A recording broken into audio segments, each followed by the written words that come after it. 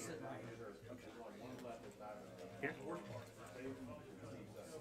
Sit here so you can see the audience, to be able to recognize, so you can be running. I'll help you.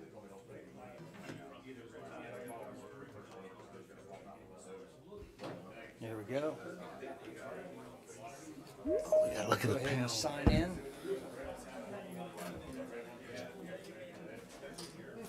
Hello. It's a pencil. Here we go. There you go. You can sign in with that. Is there bills? We got somebody that's running a little bit late, or that's got to leave, so we got to.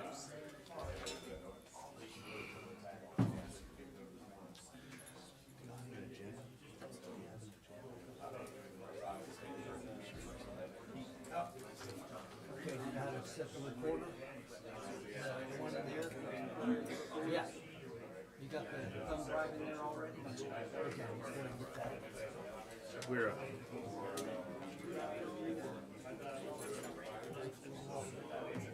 Whichever one works.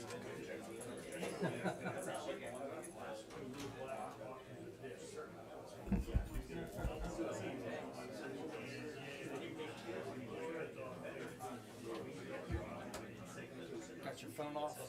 yeah. Do you have another copy? Sure. We got some folks from Okaloosa here.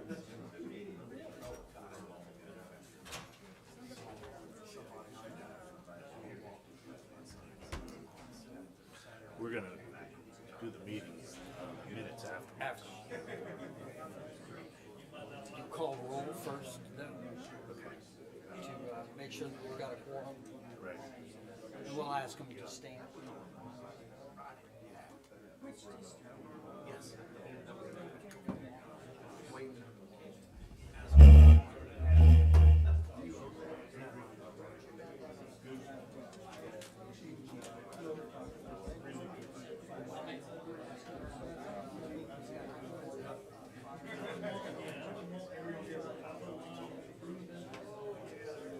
Packed house, bro. Yes, it's good. Hope it's worth the hike.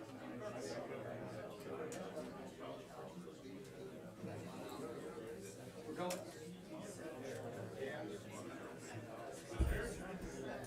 Mr. Chairman, we are ready for the Escambia County Marine Advisory Committee and 2025 Diving Safety Symposium. And if you would please call roll, and then we'll welcome everyone. Okay, thank you, Robert. Unfortunately, I have to call roll by memory as the sheet is being passed around. So, if I may, no, that's okay. We'll Give it see to if- him. Let's do it. Let's do it right. We don't want to miss anybody. We'll have a chance for. Okay. Mr. Keith Johnson is, and please, do we want to stand, Robert? Yes, please, if you would. If you may, thank you, sir. Mr. Robert Sims, I see you up there on the dais. Mr. Glenn Conrad, is Glenn here today? Okay, thank you. Mr. Clint Rutherford. Here. Okay. Joe Denman. Here. Thank you. Mr. Scott Roberts. Here. Thank you. Mr. Pete Gaddy. Gaddy's not present at this time. And I am here, Kerry Freeland. Mr. Michael Lewis. Mr. Lewis said that he's Doctor. not going to be able to attend tonight. Okay, thank you. Miss Eileen Beard. Here. And Mark Moore is here. Okay, I think we have a quorum, Robert. 2, 3. Okay, well, welcome everyone to the Escambia County Marine Advisory Committee and 2025 Scientific or Diving Safety Symposium.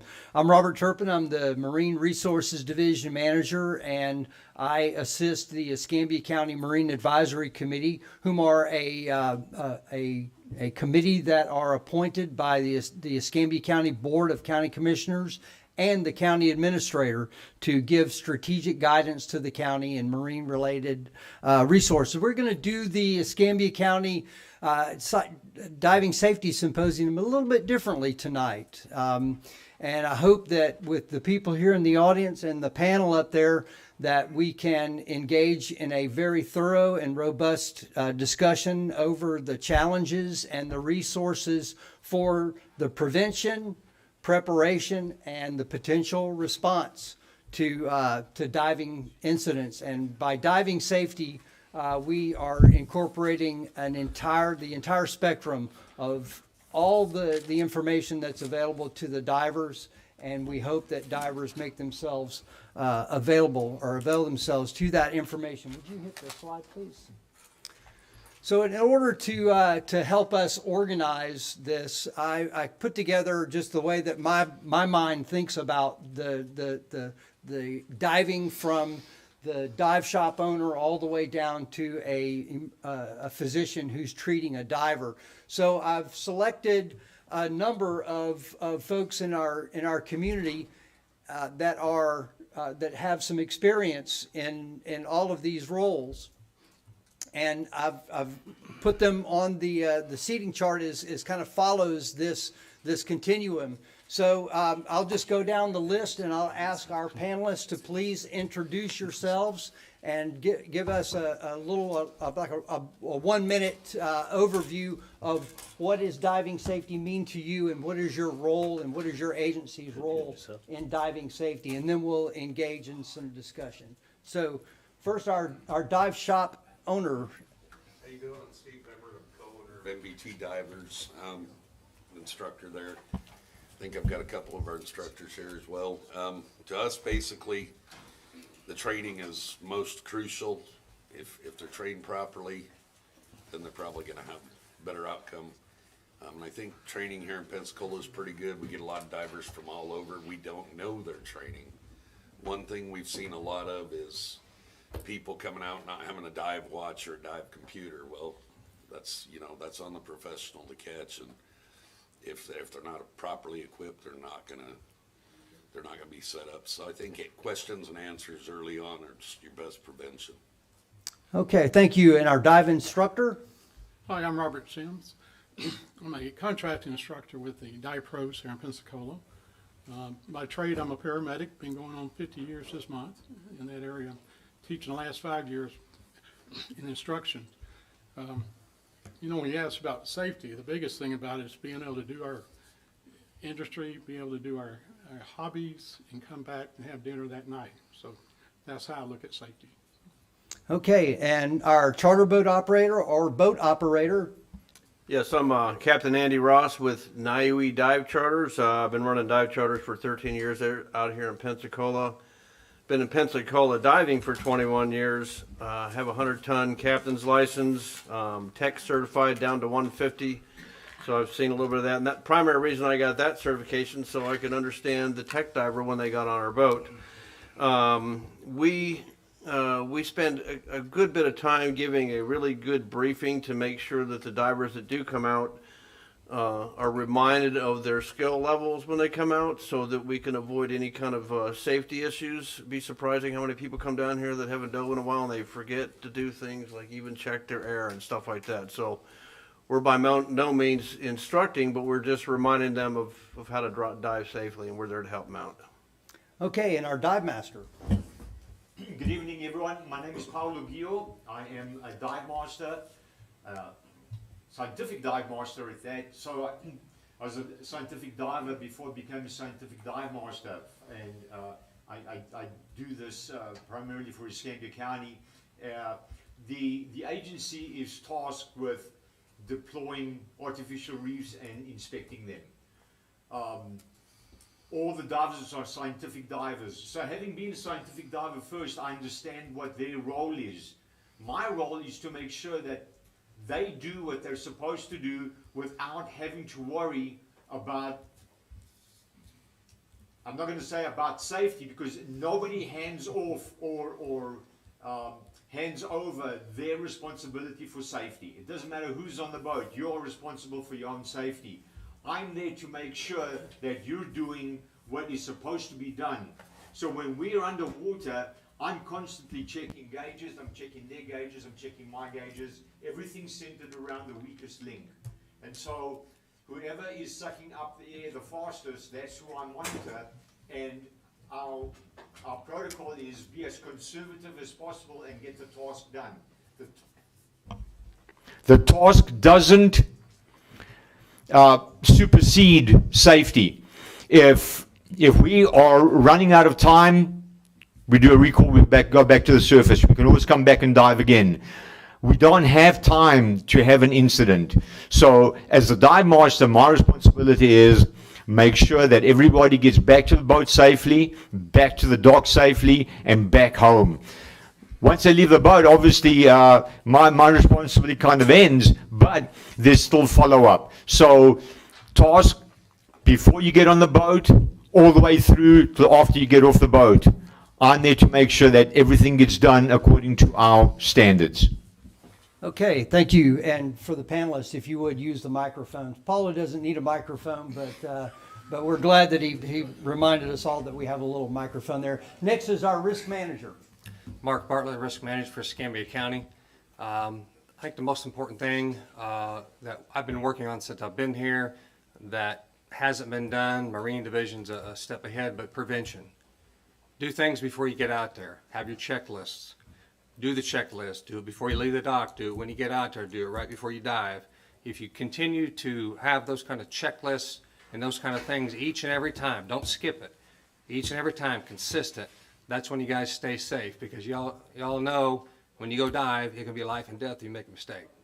So if you guys will do your prevention, your checklist, the pre-stuff, that's what's going to keep you safe. Okay, next our institutional diving. Hello, everyone. My name is Greg Cook. I'm a professor at University of West Florida in the anthropology department. I'm the principal investigator of the investigations we've been doing on the 1559 Luna shipwrecks, which some of you may be familiar with, the oldest shipwrecks in Florida, right here in Pensacola Bay. And I also teach a scientific diving class in our summer archaeology field school course. And so our main priority is dive safety. And the sort of the joke I tell my students is if we can't get out that day, if our dive safety officer says it's not safe, well, that wreck just gets another day older before we get back out to it. So we work in the Blackwater River, we work in Pensacola Bay, sometimes in the Gulf of Mexico. But that's kind of my story. Thank you. And now the Coast Guard. Hey, good evening, everybody. Lieutenant Commander Mike Francis. I'm the response department head at Sector Mobile and a SAR mission coordinator for Sector Mobile for the last few years. I think I echo the sentiments of everybody so far on the panel as far as what safety means to us. I would only add that, you know, with any search and rescue case, the tyranny of time and the tyranny of distance are a real thing. The quicker we can get to you and start searching and try to effect a rescue, the better. And dive incidents add another layer of complication into that arithmetic when it comes to you can be on the surface or you can be under the surface. And so I think that's really where that, you know, the planning comes into play, the buddy system, the understanding your environment. You know, I've looked ahead a little bit in the presentation. I think this, the triangle that's laid out here and the next slide, I think really speaks volumes on that front. So if you can meet the mail on these four things, we'll get assets out to your location and try to locate you. But diving incidents are uniquely challenging for the Coast Guard and SAR response. Thank you. And Florida Fish and Wildlife Conservation Commission. Hey, my name is Brian Lambert. I'm a lieutenant with Fish and Wildlife. Our primary role is response for search and rescues, primarily helping out the Coast Guard. Of course, prevention would be the best thing, not have us out there at all. But we have several boats, 30-foot boats and under or so, and helicopters that we help search when called on, basically. Thank you. And our Sheriff's Marine Unit. Name is Master Deputy Ken Bull with the Escambia County Sheriff's Office. I run our dive team. Fortunately, we're a little different. We're more of a recovery unit as opposed to a rescue unit, as we're a part-time unit. All of our deputies, all of our divers, which include 11 divers and 1 dive medic, we're assigned to different agency or different units throughout the agency, so we're called out on as-needed basis. That being said, I mean, if we're close by, if there's a diving emergency, we'll still sit in the rescue portion. But however, with our time response to show up, unfortunately, we got to do the back side of things and do the recovery side of it. All of our guys are, like I said, we harp on safety. We had dive training again today. We train once a month. We go send all of our new divers down to Miami-Dade Sheriff's Department to get an 80-hour underwater police science and technology course to kind of help them out and learn from the open water, just your basic Sunday afternoon diver that wants to go find Nemo, and we try to confine it to where get them comfortable underwater, where zero or limited visibility, and work in the dark and work in the conditions that people don't like to work in. That being said, also we've got to make sure we still maintain our safety and make sure all of our guys are still safe in the environments that, like I said, not the average citizen would like to try to get into. That's a little bit part on our side. Okay, Escambia Search and Rescue. Good evening. My name is Clint Rutherford. I'm the director with the Escambia Search and Rescue. I'm also a member of the dive team and was dive commander for about 15 years. Got open water certified back in 1988, so it's been a while. But we look at this from both sides of the aspect: preparation, prevention, and I guess you include response as well. I do a lot of meet and greets out in the public, trying to teach diver safety. I got a handful of props I brought today that I carry with me on every dive that I do, whether it be recreational spearfishing on the weekend, dive training, or dive recovery missions, because diver safety is our #1 priority. We're gonna try to get folks out there to be safe on the water, be proactive. If something happens, we deal with it. So we have the response part. I serve each one of these gentlemen here any way they need. If they've got a mission, they call, and we'll bring teams out there to help. It's as been said, diver safety #1 priority. The members of our team, if we're on a mission in the water, we've got the utmost safety gear on hand to protect us for the parameters of that mission. So, preparation, prevention, and response. That's what we'll be part of. Okay, EMS. Good afternoon, Derek Elmer, Escambia County EMS Supervisor. Our role is primarily going to be response in any dive accident, supportive therapy to the injured or the sick. We will assist with ESAR as far as any kind of support services, whether it's just additional safety on the vessels or any other needs they may have. Outside of that, it's our job or our goal is to provide the care and get them to the appropriate facility as fast as we can.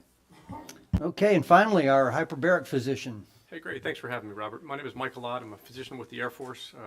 Practice pulmonary medicine, lung medicine, critical care medicine, undersea medicine, and flight medicine at Eglin Air Force Base and at Hurlburt with AFSOC. I'm here as a volunteer civilian with you today, though not in any official capacity. I'm glad to know that there's some other folks that have been diving as long as I have. I certified in 1988 as well, so we're just old. I've been an instructor since 1994. I've done a lot of cave diving and mixed gas diving as well. I've been a diving medical officer for NOAA for 25 years. Got to do a lot of expedition work with them. We spent 3 years live on the USS Monitor expeditions, a couple years with the saturation habitats down in the Keys. Also a diving medical director for a commercial diving school. The key difference, I really have 2 buckets of diving medical experience. One is the military, scientific, and commercial. The key difference there is you're diving for work. It's something you have to do, and we have usually a chamber with us. So we have the comfort that if we are injured, we're going to have immediate treatment within a matter of minutes and robust emergency contingency plans for our divers. The other bucket is when I'm with you guys spearfishing on the weekends. And then you just really have to assess your risk tolerance. You're doing this for fun. You can dive another day. The wreck can get another day older. And you don't have the same assets that we have when we're diving with the military or in a commercial setting. A mentor of mine once told me that never make sure to never break 2 laws at once, which has been good advice I've given all my sons as well. It seems like every major drug bust starts out with a license plate that was expired, followed by no driver's license, followed by finding the 500 tons of cocaine in the back of the truck. So, we can assess our risks and choose to mitigate those or to add to those. And sometimes we see Ben's cases that are just really unexplained. We used to call those undeserved cases, cases that just really wouldn't have been predicted from the dive profile. But I would say the vast majority of the time, 90+% of the time, it's when divers are pushing their limits in multiple fronts. It may be that we're doing multiple dives, bounce dives like we like to do spearfishing. It may be that we're skipping a safety stop because we're coming up in the free water column and not on an anchor line. It may be that we're not maximizing our nitrox potential with choosing a proper percentage for our depth. It might be that we dive busy on the bottom. The worst thing for us is to be active, physically active during the gas uptake portion of our dive on the bottom and be sedentary in our safety stops or our decompression stops. But that's how we usually dive. We might be ignoring the general sense of diving from deep early into shallow. We may be starting to dive right out of the inlet and getting further out or going where the weather allows. We might be pushing our no decompression limits. We might be shortening our surface intervals. And the last thing we see is a frequent common denominator is dehydration. We know we're out there on a boat in the sun with the wind. We know that every dive tank that you inhale is about a pint of water that you lost from that really dry, cold air. And then often maybe an alcoholic beverage on the way home after we're done diving. So that combination of things brings the typical case to us is dehydrated. So what can we do? I mean, we really should watch our risk stacking, watch pushing those limits in multiple fronts. And then we have to have a plan. This is a voluntary thing we like to do. If someone is bent on your boat, which if you dive long enough will happen, what are you going to do? It can't be, hope can't be your plan. So the first thing we know is that we need oxygen. So if you're on a commercial boat, verify that they have it. They should. If you're on a recreational boat, hopefully you have it or can get it as well. I've been involved with multiple cases where someone was paralyzed, completely paralyzed from the waist down from a diving injury on the boat, got on oxygen immediately, and the paralysis resolved by the time they get to shore. They still need treatment, mind you, to prevent that from recurring, but you'd much rather not have, helicopters and boats out racing all over the place. When you say, I have a diver with neurological bends, but it's resolved on oxygen and we're calmly coming into the inlet to meet the ambulance, that's a much better setting than really panicking because you can't feel your legs. The other issue is supporting the Divers Alert Network. One issue is financial, that many times insurance companies won't pay for things like recompression treatment, but much more importantly than that to me is that they keep the most robust list live of treatment facilities that are available and which ones are open on a given day. From here, your closest treatment facility is in Mobile, but they will only accept divers to treat if they have a bed in the hospital to observe them. So there's sometimes when their hospital is full and they may be on divert to a different facility as well. It doesn't help to know who to call if you don't have a way of getting in touch with anybody. If you don't have a phone that'll work, or a cell phone, a sat phone, or even just check a radio check on your VHF to the Coast Guard when you're out at your furthest of your dive sites. And then lastly, you have to recognize that the main role of EMS, all the way down to here, is to get you to a hospital. And you're going to get seen at the closest emergency room typically, but that emergency room typically isn't going to have hyperbaric chamber facilities. So getting in touch with Dan so they can help facilitate that, chatting with EMS. We've worked in Okaloosa County to get the captains involved and try to facilitate keeping an eye on that patient all the way to definitive hyperbaric treatment. And then also having a list of chambers that you're aware of. Because when you get to an ER, you like to think that everyone is prepared, but there are not a lot of folks trained in diving medicine, and there's a very good chance that the medical folks that initially see you may not know a lot about diving-related medical injuries, and certainly may not know a lot about where the treatment facilities are. So really, the goal is to not get to me on this chain, and there's an awful lot of ways we can work on that. Thank you. And online, we've got some guests, and our first is Dr. Ben Abo with the Escambia County. He's our new medical director. Correct. Hi there, everyone. I hope I sound as good as I look, I swear. No, but it's a pleasure to be here. As said, I'm the new medical director for Escambia County Public Safety, EMS for all services. Just started about a week ago. I'm a longtime paramedic and EMS physician. I'm also the medical director for Shark Week and Nat Geo Wild and Shark Fest. I'm doing a lot of filming and stuff along that, and a consultant for the FBI Operational Medicine that started with the Dive Medicine Program and THRU, which is their Technical Hazards Response Unit. And glad to be here. I'm also actually the consultant with FWC, but that's mostly because of I'm a Venom specialist and I run Venom 1, so I know most of the inspectors, but definitely new up there in Escambia County. And also just really quick, want to just echo exactly what was said. And I put in the chat about safety third. Safety isn't first. It's an important priority, but it's not number one. And then I actually posted a link to an article that I wrote about that. I worry when I'm doing all my filming and the competitions and stuff, investigations, I worry about the highly skilled, highly certified diver just as much as I do the novice diver, because denial is not just a river in Egypt, number one. And number two, complacency can kill. So when people feel very comfortable, they kind of throw things off. Things can go. So as all of you said, all the way across the board on this panel, I can't echo enough what y'all said. And as Doc said, and I was actually just talking with Jim Chimiak, who's the CMO of Dan. We were just catching up actually about an hour ago. But this is wonderful what you guys do and kind of put this out there to make sure that the response and everything is done. So thank you very much. I appreciate it. Thank you, Dr. Abo. And we've heard reference to Divers Alert Network several times, so we can offer our Divers Alert Network representative if he's online.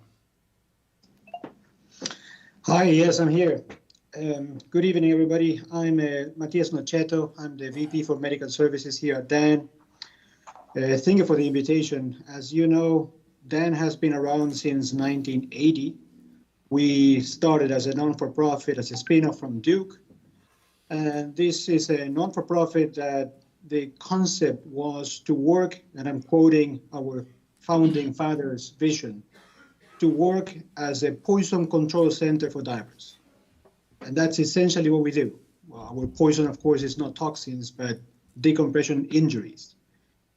And so we've been doing that nonstop 24/7 since 1980. We get about 5,000 calls a year just on the emergency line with people having symptoms of any kind.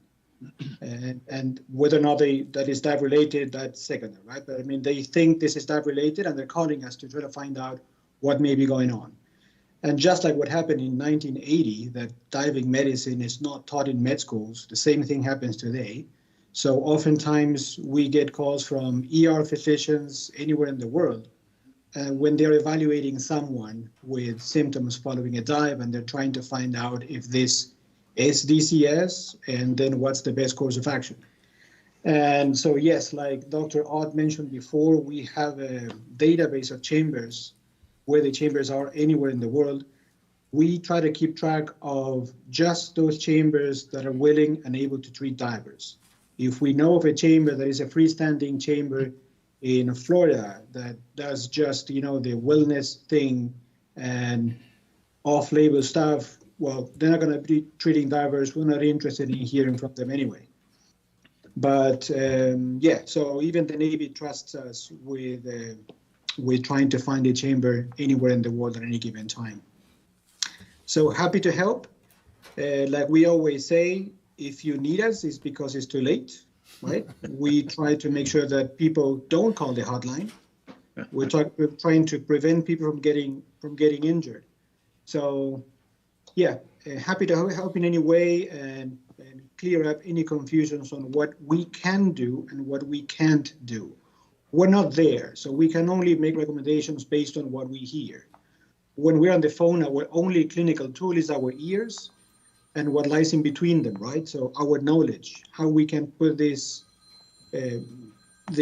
recollections together. Then based on that, we make the assumptions for worst case scenario, of course, within reason, and we recommend what are the best next steps. We help doctors try to triage their cases, and eventually we may coordinate evacuations, not necessarily rescues, and that's something that I will make a point later on if I'm given the chance, on how to take or where to take an injured diver to for treatment. The chamber is just a medical device. It's based on what the chamber can technically do, what the team can operationally do, and what is replacement. If you have a top chamber worth $1 million or a few $1 million in your garage, manned by an enthusiastic former Navy diver, well, that's an expensive and sexy paperweight, but we cannot refer people to chambers that are not manned by a doctor. The same way, if you have a humble chamber, but with an excellent team that can operationally do many things, and it's hospital-based chamber, well, that's a great resource. So when we recommend a chamber, we may not necessarily recommend the closest chamber to where things are happening, but the most appropriate to what is the perceived situation. Thank you. And Dan Orr, you're on, I see. I am. My name is Dan Orr. I actually worked at Divers Alert Network for 23 years. I originally started there as the director of training. My first job was to create the training programs and the Dan Oxygen program and all the associated equipment. Worked there for all that time and retired as president of the organization in 2013. I now became an industry consultant, whatever that really means, primarily dealing with safety aspects for a number of different organizations and companies in the diving world. And I also am the safety editor for the Scuba Diving Industry magazine. I write a monthly article on different safety topics for that magazine. I also worked at Florida State. I was the associate dive safety officer there for a few years. Right now, besides the consulting work that I do, I also do regular webinars. In fact, since COVID, I've done about 100 webinars on a number of different diving safety topics. The primary ones I'm doing right now is one called The Mistakes That Divers Make, where I look at different mistakes that divers get them or make during their diving preparation and activity and how to mitigate the risks associated with those mistakes.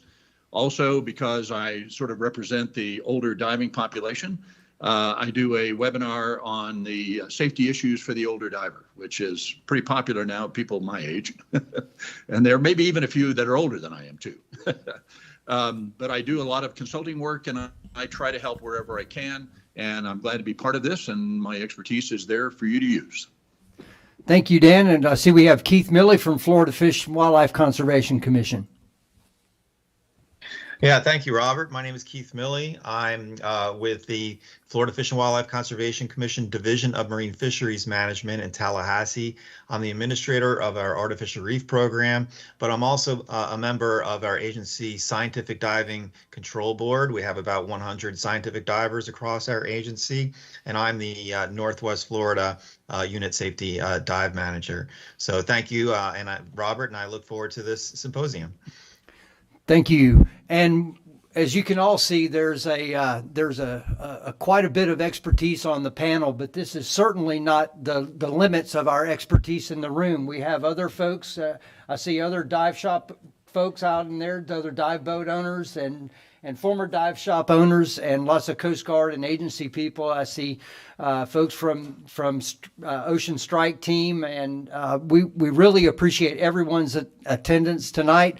We were really limited in our space up at the on the dais, and wish we could have everybody up there. But what you see on the chain, and you notice that's absent from that, is the diver and buddy team. These are the newly certified divers all the way up to the experienced divers that are going out on their own and enjoying diving. And if the conversation lags and the questions and comments lag, I do have some questions and scenarios to bring up from that, but we don't have those. But if you look on the bottom, you see the prevention and preparation. It's really supposed to be prevention and preparation, because as numerous folks have discussed already, if we can prevent the incident from occurring, then we're much better off. And a lot of that comes through preparation.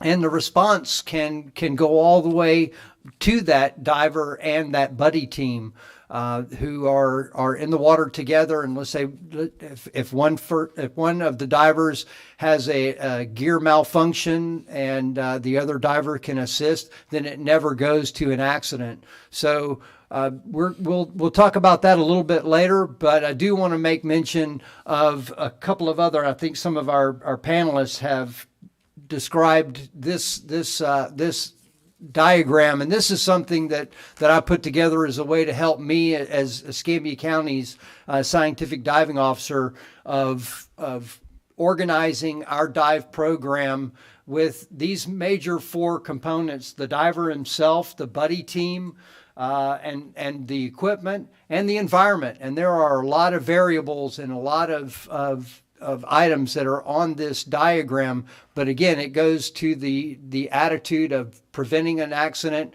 preparing for it if it does occur, and then how do you respond so that you have the best possible outcome. And I want to say thank you to our panelists and everyone in the room to get off on a discussion. So with all of the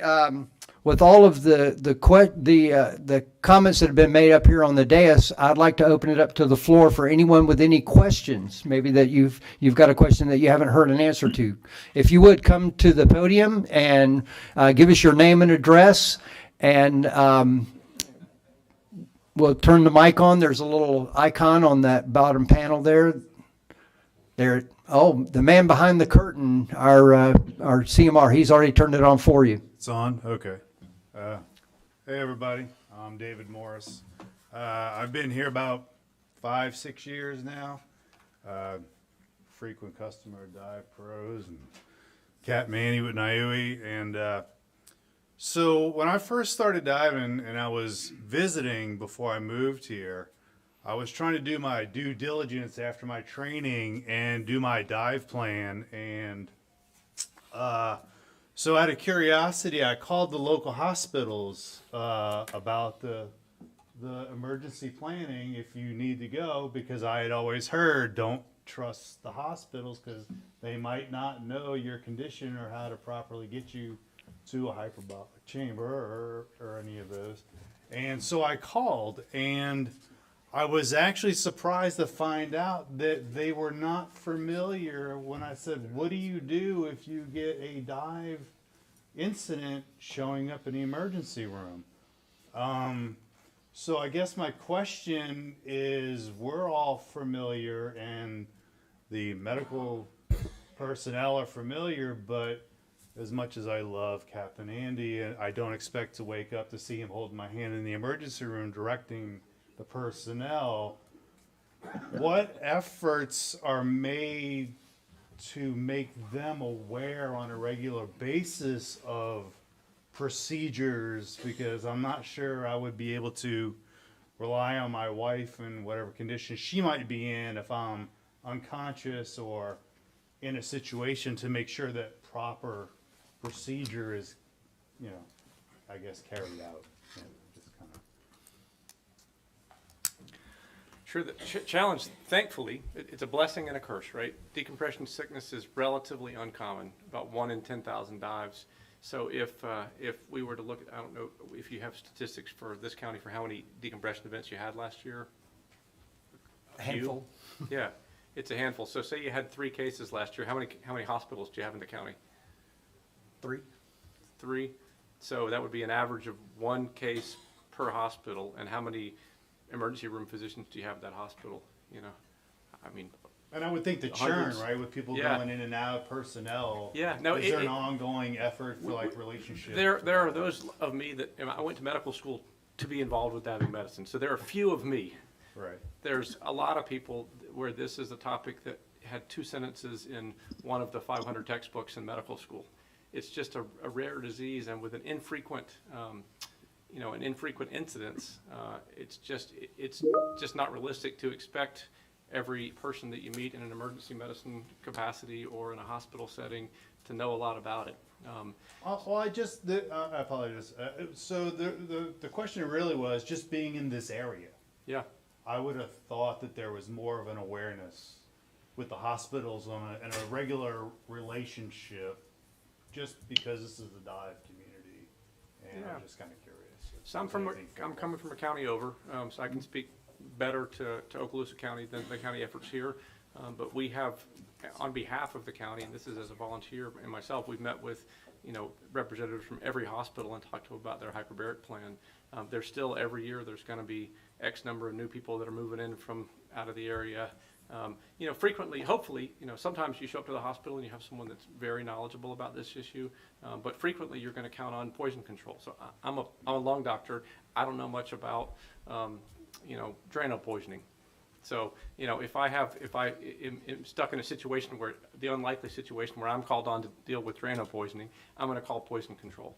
And so we do have resources, but I think it's important for those of us that engage in this activity to be aware of those resources, like Divers Alert Network. So you can call poison control, and that person can assist that medical provider that may or may not be knowledgeable about this particular very, very small topic and help advise them of, what to do in an emergency setting and where to send that. I mean, I get a lot of sometimes really ridiculous phone calls. One time I got a phone call from an emergency department that they knew I was a diving doctor, so they were pretty sure that they had a diver was confused. He'd come up from a diving emergency, and they heard a little bit about these issues, so they were pretty sure he had nitrogen narcosis. And I said, well, I appreciate you calling me. I'll be right there, because we're quite confident on the surface he doesn't have nitrogen narcosis. So just be aware that although this is something that we're all passionate about, and there are some people that are very knowledgeable and passionate about this, that this is just really a very, very small topic in amongst the million other topics that walk into the emergency department. And it's just not realistic on our behalf, including me, to expect everyone that we come in, that we interact with. From in the emergency department, in the emergency rescue, all the way to an emergency department, to know all of the things that we'd like them to know. So that's why we have meetings like this to try to bring about that awareness. That's why we try to encourage starting more hyperbaric chambers that will treat divers. That's why we have poison control for divers, like Divers Alert Network, to help facilitate that.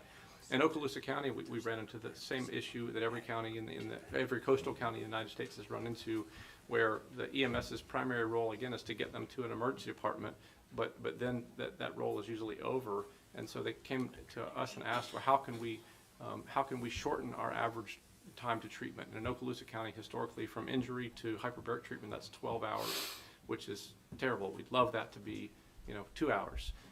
So I said, well, I think the problem we run into is I think the assets, search and rescue and EMS do a great job of getting that diver found and getting them to a hospital, but traditionally that role ends there, and that's where our delay usually really starts. And so the 6 captains in Okaloosa County took the unusual step of taking the added responsibility of following that patient until they get to definitive hyperbaric care.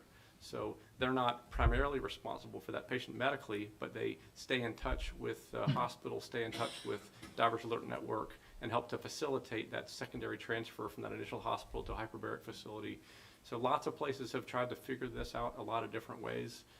It usually goes, it is not uncommon for it to not go as we would like it to, though. So that's why as divers we need to self-advocate, have our own emergency plan, be a member of DAN, help facilitate that phone call to Dan. This is a question came up a little bit ago about, well, why can't we just take them straight from the beach to the hyperbaric chamber? And the problem is you're not really sure what that injury is initially. You're not sure if they're having a heart attack, or they're nauseous, or they had vertigo, or they had food poisoning, or so we try to rule out the life-threatening issues that would not be safe to put them in a chamber. And that's why we typically recommend that you go to the closest emergency medical facility initially, but that's where the delay can occur again and again. Make sure my wife has the guide with her so she can go through it. I'm from New Orleans, and when I found out from the last symposium, when they said during the snow day, said don't depend on Mobile because it might be busy, you might have to send you to New Orleans, and I didn't even know there was one in New Orleans. So. Oh, there's Yeah, I'm going to introduce Kerry Freeland. He's the chairman of the Marine Advisory Committee, and he's going to help direct the questions and comments. Thank you, Robert. Would anybody else like to address Mr. Morris's questions? Yes, sir, Captain. Yeah, I have a comment. Go ahead. Please go ahead online. Okay. A number of years ago at Divers Alert Network, we were called upon to meet with a group of community members at a very popular dive site so that we could bring all the groups together to make sure that they had some sort of coordinated response to a diving emergency. And this was a very popular diving destination. And it turns out that a lot of those groups really had never worked together before. They really didn't know the other group's capability. And so we spent a couple of days actually working with them, trying to come up with a protocol where we could actually use the expertise of all those different groups in that area to help a diving emergency if it ever took place. Outstanding. Captain Mandy? Yeah, the very few times that I've had an incident where we had to get, let's say, EMS involved, to relay someone to a hospital, is that the ambulance or the paramedics on there didn't really quite know what to do with the diver, so we had to kind of coach them into realizing that they needed to give them oxygen and kind of explain that to them. So they were a little bit unsure because they didn't have the knowledge, which is fine, but I felt like that was my responsibility to at least relay that information to them. And then we were at the same time, if we usually have a team of people on the boat, we start making calls to Dan, Divers Alert Network, and letting them know that we've got an accident so they can kind of help follow that along too. So we'll do the best we can to get them to emergency response, to get them to the hospital, try to follow up with Dan to make sure that Dan is also contacting the hospital to try to keep that chain of communication going should the emergency room not have, people that are knowledgeable enough to deal with the diving accident, because sometimes that can slow it down. Before you know it, it's hours and hours before they realize, I guess we do need to go to the chamber. Well, we're trying to help that along. And like Dave said, I'm not going to hold his hand in the emergency room, but I guess if I have to, I'll come with you, Dave, if I need to. But it's not always there, and it's not always the process. So we're trying to help paramedics and EMS, make the next step, and then call Dan to get the next step and try to help that along. So it is a bit of a process, and as a team, we're all working together to try to make it happen as best we can if there is an accident. If I can kind of piggyback onto that, actually on kind of each. This is Dr. Abo, the new medical director. So those protocols and the education for at least the area are drastically changing. Because I'm so passionate about all wilderness kind of related stuff.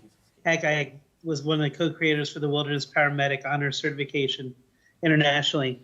But you would expect us all to know everything, even if you talk to a fellowship-trained 2-year fellowship for toxicology.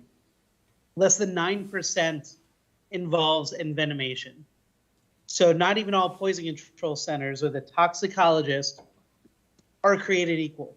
In fact, a lot of times the poison control centers call me, or sometimes I'll get a call from Dan regarding envenomation and stuff. But all of this and what's kind of going on is similarly, the nurses and doctors and all don't know everything. We can't know everything. And they also don't know what they don't know. So it's important to get the professionals involved to kind of know and set the chain of dominoes off correctly, involve Dan so we can kind of make sure, hey, you might not realize that you don't know this. Let me just kind of help you out. It's absolutely critical. But hardly ever are we really going to transport directly to the chamber. We have to know that they're ready, they're operational. Do we need to do different things to help prepare them? Oxygen is very important, as was mentioned before, but that's not the only thing paramedics can do. And so that's drastically changing, but do know that there's a lot of things that kind of go into it so that everyone has not just survival, but really has the best outcomes. Yes, sir. I think the Coast Guard had something to say. Please.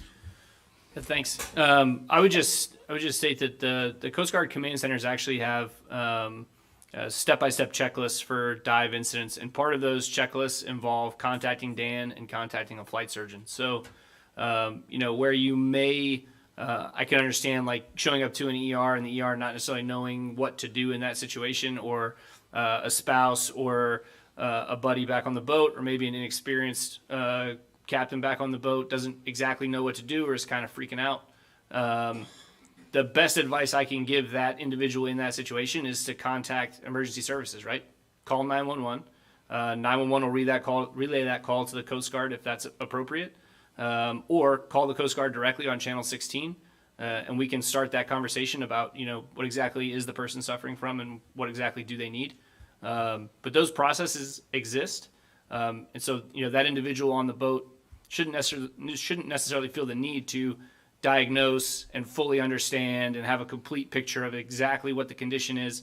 If they can relay symptoms and they can relay specifics about what the situation was when the diver went down, when the diver came up, and the condition they're presently in, we can get a lot of information out of that, and then we can coordinate our efforts in that direction to get the best possible care for that person. If that makes sense. Mr. Gill? Thank you, Kerry. So, something to keep in mind, all the divers that we've got with us this evening.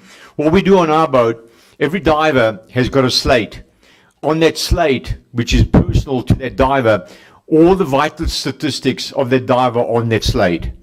So if he has an allergy, if he has got some contraindication to some medicine, it's all on there. When there's an incident, we use the same form. Here's a slate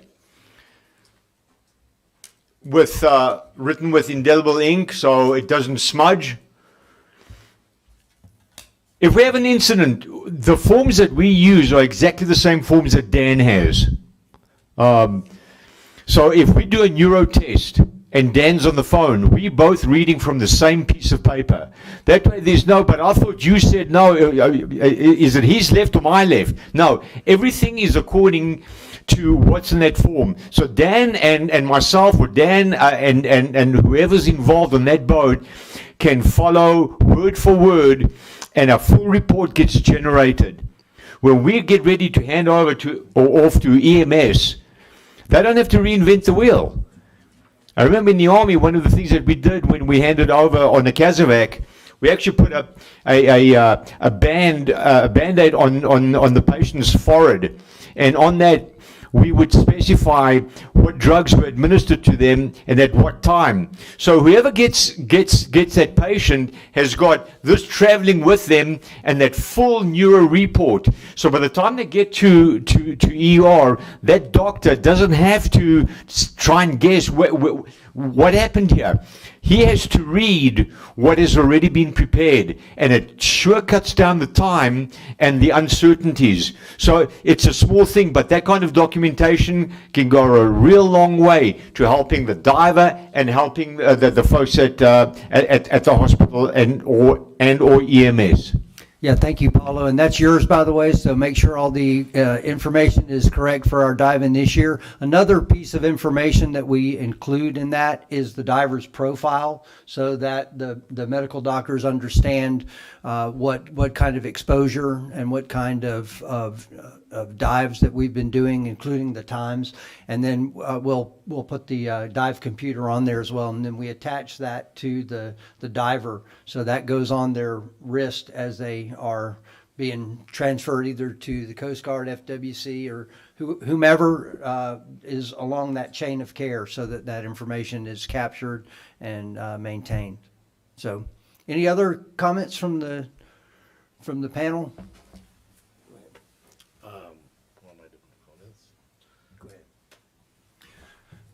So the last slide, and I tried not to do too many slides here, is just a sample outline of what is an emergency action plan. And this is what we utilize to help organize our thoughts again. And I would hope that in any of these visuals that we've put up on the screen, if there are any additions to any of this, any corrections, any updates to any standards of care, that we could do that. And then this information will be on the Escambia County Marine Advisory Committee meeting minutes. It'll be a part of the record, so it'll be available to anyone that wants that. Anyone in the audience, anyone on the panel, anyone at all can just contact me, and we'll be happy to provide this. And these are recommendations. We're not. I'm not posing as an expert on this. I've been doing it for a long time, but certainly the responsibility for safety really begins and ends with the diver and the dive team and the folks that are out there in the water together, and that's where all the prevention can occur. So with that, I'll turn it back over to the chairman. Thank you, Mr. Turpin. Are we getting into this next slide here? Is that? That's it. That was it. Okay. So do we have any other questions for the panel? From the back, please. Come on up. Yeah, you do. Can you come up and state your name and address for us, please, for the record? I know a lot of you. My name is Elizabeth Cameron. Maiden name is McQuarrie. Hello. Welcome. Hi. I'm a captain and a diver and a Marine, and I've done all these sorts of super fun things. So I've been diving in and out of a military training facility. I've ridden the chamber several times. So kudos to Okaloosa County because their response time was amazing when I needed to get to the ER. but terrible on the 3 different counties that had no idea medically what they were doing. So when a diver is injured in a training facility, the big issue becomes what? Does anybody want to guess? Liability. Who's responsible? Okay, and who's going to have to pay for it? So that was that, and still is ongoing with Dan. One of the biggest issues that I'm dealing with my incident, that was actually last year, it was in August. So anyway, so it happened in August. So, and we were in a training environment, and that became the big issue: is who's responsible. So is it the instructor? Is it the student? Is it the dive master? Is it the overall shop for having piss poor planning? Who's actually liable for the injury? I live to dive another day and tell y'all all about it.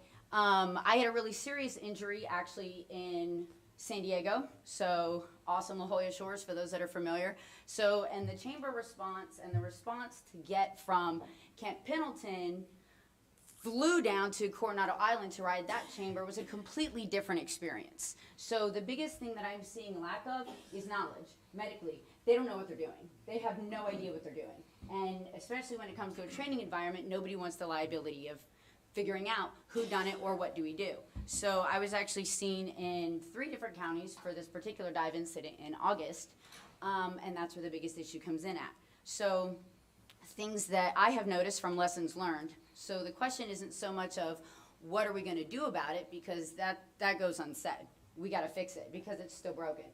However, things that I would like to point out is incidents that may not get talked about but have stellar response time.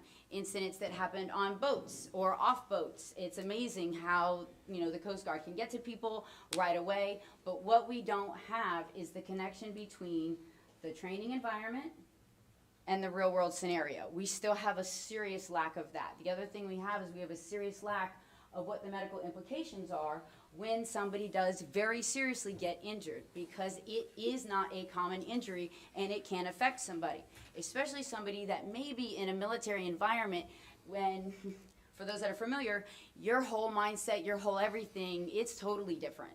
So it's kind of a big deal. So those are a couple things that I wanted to point out and bring to everybody's attention, that I just see that these are things that really need to be addressed. And we have way more chambers around here than y'all would even believe. It's just, as has been mentioned before by Dr. Dan, maybe, excuse me, sir, if I didn't nail down your name, but it was mentioned before that they send people to chambers that are willing and able to participate in treating and doing it the right way. Unfortunately, we just don't have as many of those as we do actual chambers in this area, to include all the way in New Orleans. There's quite a few in New Orleans, actually. Lots in Metairie. You wouldn't believe it. Lots of them in Metairie. But I do see a serious lack. So that would be my one. If I had any lesson learned from any symposium, from all branches across the board, is we have got to make the connection between what we need to do medically and what we need to do from training environments, specifically locally, because we have a high concentration here along the coast. We have MAR4 headquarters, so we have 2 Marine headquarters. We have Coast Guard, we have Navy, we have Air Force. We have a whole lot of military personnel. If something happens, there are chambers that are solely for them. But if personnel, again, in a training environment, those chambers are not available to them because you were in a civilian training environment. Uh-oh, now what? Again, it's liability issues. So it becomes a problem, and it's a problem that we're all gonna face at some point in time. And we need to be able to stand up and say, hey, okay, I'm gonna take charge, here's our plan, let's do this. So again, I live to stand here and tell y'all another day, by a miracle, actually divine intervention. So because it was after the point where it was actually contraindicated that I go to a chamber, by the time they figured out I needed to go to a chamber. At that point, after the first 24 hours, if you have not gone to a chamber, you better hang on and buckle up, because you're gonna write out your symptoms. And you better have people that can track you and do. And like I said, Okaloosa County, the EMS response from getting me from, I was actually in Destin. We were off of Holiday Isle at that particular moment, and I knew to tell that person to call Dan. So there's the responsibility right on myself and what we should be doing with Dan. But that person had no idea. They didn't know, like, whatever. So I told them, call Dan.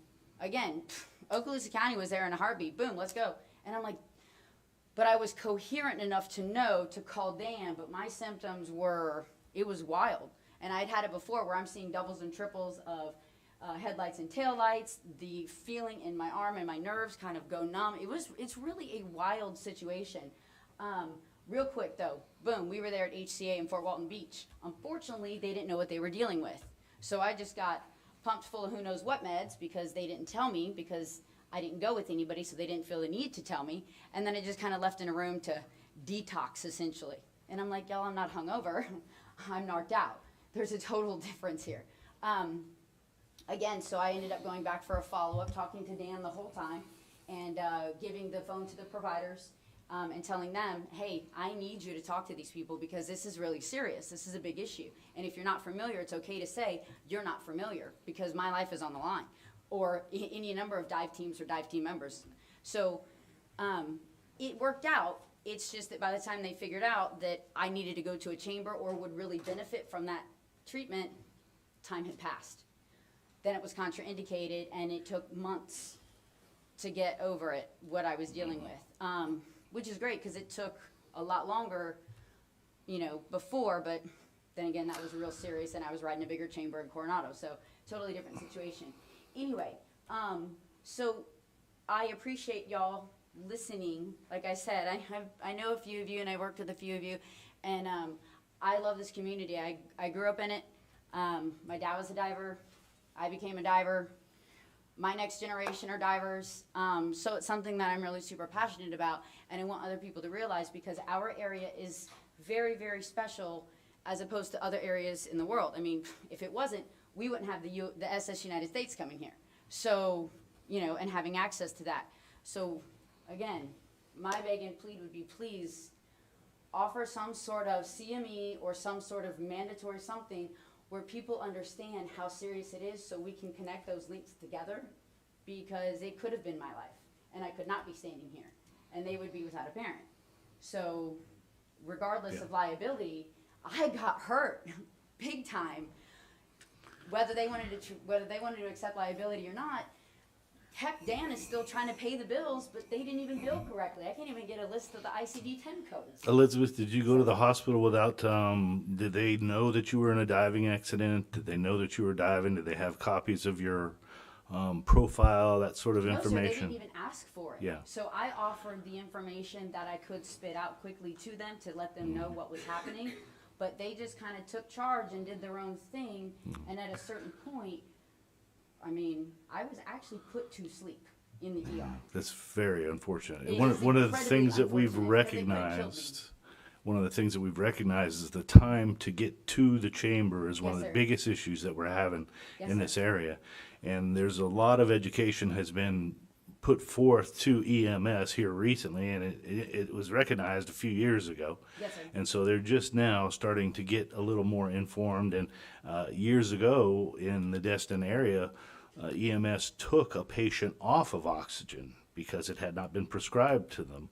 And, of course, that was you should not have taken Yes, that sir. individual oxygen. Contraindication for sure. But so one thing that's really important, I think we talked about in the emergency action plan, is transferring the information, getting the information to the emergency room sir. so they know you were diving, they know what your Yes, sir. profile is, and, send the computer. Didn't ask, didn't care, didn't whatever it was. I mean, I can suppose how their personal feelings were, but for sure, they just did not know Yeah. at all. Well, that's what this symposium's all about. We're trying to Yes, sir. educate, all the facets of the primary care industries and the first responders so that they can recognize what is a diving accident and activate Dan and get the appropriate treatments going, It's the So- response time from the actual EMS and the ride there and stuff like that. It was very quick. It was very professional. They made sure I was very comfortable, very safe inside.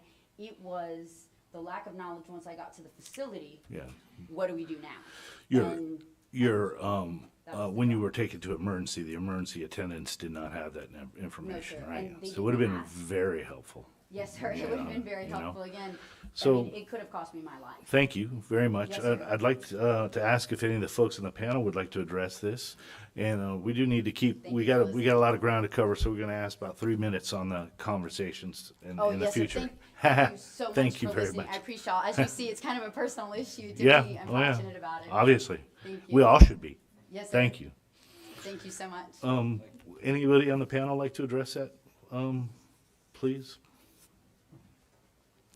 About the time delay and I don't understand why that information was not transferred to the first, the emergency room. We don't realize that very often, I don't believe. Nobody wants to address it? I just think that that's one of the reasons why we have that slate that goes along with our staff if they are needed to be transferred to additional care. Having that slate, having Dan's phone number is written on that slate, and letting the chain of care understand that it occurred in a diving setting, and that's why we do that. So apparently the folks over in Okaloosa there, Dr. Ott, you said they were following through. They will, like a patient's advocate, is it assigned as such, or they're just voluntarily following the process as it goes? Yeah, the county agreed to train the 6 captains, one of which is always on shift, in a little more advanced topics and diving knowledge, and to be a facilitator. I mean, they're not primarily responsible for that patient anymore, but to facilitate their transfer to definitive care, because that's another cause of delay. Is even if you get to the emergency department and they diagnose you with decompression sickness, now we still have another transport from there to the next facility. And so the county's done a really nice job of just making themselves available to help facilitate that transfer of knowledge, that discussion with Dan, and that to facilitate the physical transfer of that patient onto their next destination. Of course, we laughed. We had the next case we had was even a longer delay because Mobile was unavailable and they had to go to Atlanta. So perfect plans don't always have perfect outcomes. Right. But each of our communities, I think, is trying to address this in the best way we can with limited resources, limited chambers, and limited knowledge, and thankfully a disease that's uncommon. But what that means is that very few people are very experienced with it when it happens. Well, education amongst the first responders is very important, so that we can get them transferred to the appropriate facilities. Anybody else want to address that on the panel, please? No? Do we have any other questions in the audience? Larry, come on up, please. State your name and address for the record.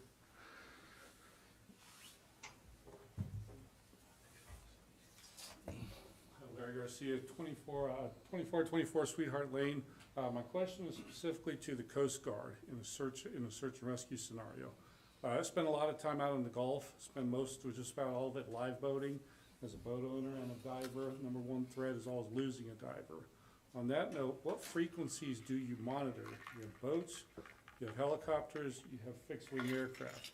And specifically, do you monitor the AIS frequency actively? The reason I ask is a lot of us they sell this nice little personal locator beacon called the Nautilus. Okay. It transmits on the AIS frequency. It gives us if we get lost from the boat, which is a really crappy feeling speaking from experience, but we pull out this Nautilus, put up the antenna, we set it off, transmits on one of those. The question is, there it goes. One of those. Pretty handy device, gives you a pretty good warm and fuzzy you're going to get found. But do you monitor it? Do you actively monitor it? Yeah, I'm just trying to see what the actual frequency number is. Sometimes we speak different languages. It doesn't say. Yeah. So here's what I would say. We're always on 16. Right. And if there's any type of PLB or EPIRB, so personal locator beacon, or an emergency positioning indicating radio beacon, either of those two things, we're going to get those distress alerts, but we'll get them in New Orleans. Okay. So you say the AIS frequency, not knowing the actual numbers that you're talking about. It's the common AIS frequency, same ones that, Yeah. same ones ships use, everybody else uses. So if And that's this one- if this one, that's the same unfortunately, as the this audible Nautilus, alert, You're down on the water, Yep. your antenna's about this high, so your line of sight range is pretty limited. So Pretty they're small. not gonna get it, and it's VHF, so they're not gonna get it in New Orleans. okay, yep. So I'm here what you're saying now. So it's the audible freak. Right. Yeah. So Correct. once we have like a helo in the air, right? They'll be able to tune to the AIS frequency and they'll be able to hear the audible alert. Now the issue is getting on scene first, right? And so I was actually going to bring this up when this slide first came up under this kind of communication and emergency first response bucket. But a lot of divers also recreate on the water, right? Just generally speaking. Show of hands, how many of you guys just recreate on the water outside of diving? All right, it's just about everybody. How many of you all carry an EPIRB or a PLB with you when you go out on the water? Far less than half. Right. I will tell you right now, the audible alert is fantastic. That is fantastic. That's Yeah, I understand far that, but more than the, most would have. As far as the Nautilus, it doesn't have that alert that you're talking about. Right. It puts out a DF frequency, and the question is, do your aircraft, can you DF that to the point of having a waypoint on your MFDs? We can. Yep. You can, okay? Yep, we can DF on that. Now, I will say that, Now, that will being you- said, Well, you know that finding you first Right. is the most important thing, right? Getting within the ballpark. And so I would say, like, if you're somebody that recreates on the water, particularly if you go outside 20 nautical miles, you're outside VHF range, or you're hoping for a lucky bounce to get within VHF range, you're outside cell service. If you're out there on a boat and you don't have a PLB or an EPIRB, I would highly recommend you fix that tonight. Right. Go I understand home, that buy this- one, register it. There is nothing better than us getting a blip on the computer screen that says someone in this location is generally in trouble and needs help. Because we'll get somebody on scene to you, and then we can have the conversation. If it's not the perfect location, we can DF to where your AIS beacon is.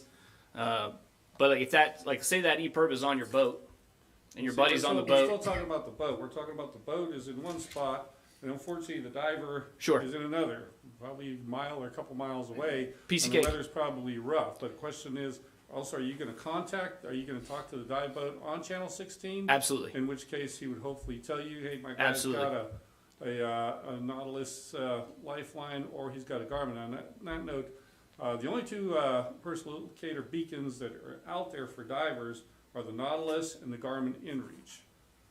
Garmin InReach is fairly common across the board, either with divers, not divers. Right, well, there's So the Garmin InReach, InReach would be there's fantastic. The handheld, and then there's the small one with the dive case. That doesn't transmit on a frequency. It transmits satellite. Great. Any idea how long it'll take you to and it's monitored by the Garmin network. Yep. So I think the Garmin network goes through not Corpus Christi, through Dallas, and then to us. It doesn't go directly to our monitor system. It goes to Right. Dallas, and then Dallas notifies us, hey, we had a hit on a Garmin InReach device in this location. Okay.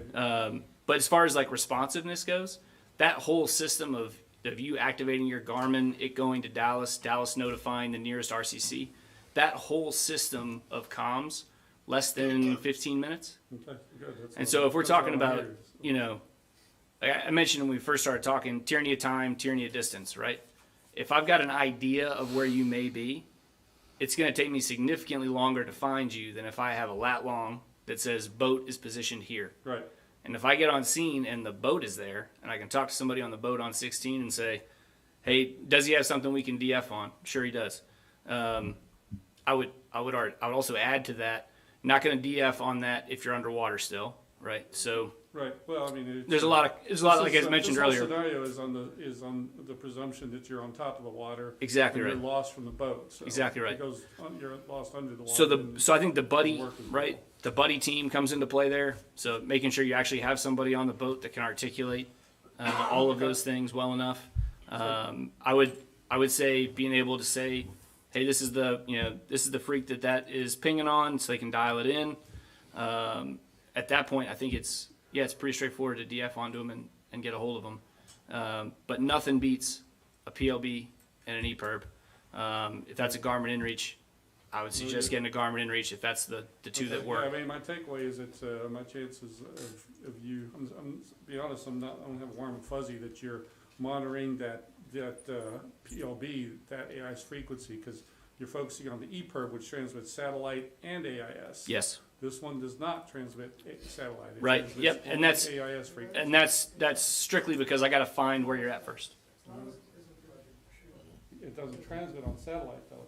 And I would challenge you on that. Show me that. And please, I'm not arguing with you because I've read hours and hours on it. And my understanding is it transmits strictly on a VHF frequency to the point where on my boats, so to risk losing a diver, I bought an AIS receiver so that if a diver has one of those, he sets it off, I can DF to him. I get a position on my MFD. I can hopefully find my own diver before I have to call you. But, Yeah, so you mentioned actually in the beginning there about the height of the antenna, so the ability for us to actually get that signal, unless we're coming from the air, which you're not which gonna see it greatly until enhances you're it, right? Within a mile, a couple miles, but Yeah. from an aircraft you'll see. And so that's line of really sight is that's pretty really my extensive. point, right? Is it like at any given point in time, do I have a boat within a couple miles of every plausible dive location? Absolutely not. But if you activate a PLB or a Garmin InReach device or an EPIRB, and that gets me to your boat, well, now we're talking. Now we can say, hey, a couple miles from here, they've activated their Nautilus. We should be able to DF on that frequency. That drastically reduces the search time.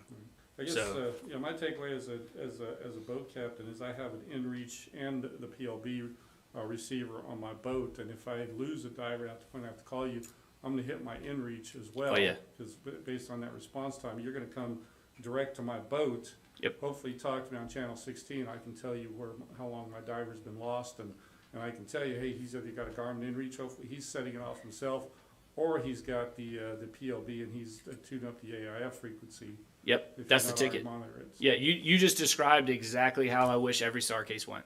Yeah, well, and Activated the beacon, got me on scene. Now we can get it to searching, Okay, right? good. And I guess on that note, I would ask, there's not that many of us out there that do a lot of live boating, and we're not always aware of your capabilities and vice versa. I'd ask you to give us a brief. They do the Tuesday meetings at Dive Pros. I'd ask you to come and give a brief to us and share the information about how you do search and rescue and different Sure. capabilities. Yeah, grab me after. We can schedule something. Absolutely. You bet. Yeah, so that Nautilus is on the VHF spectrum. Yes. Right, it's on the VHF spectrum? Yeah. So you're only as good as the VHF range. Exactly.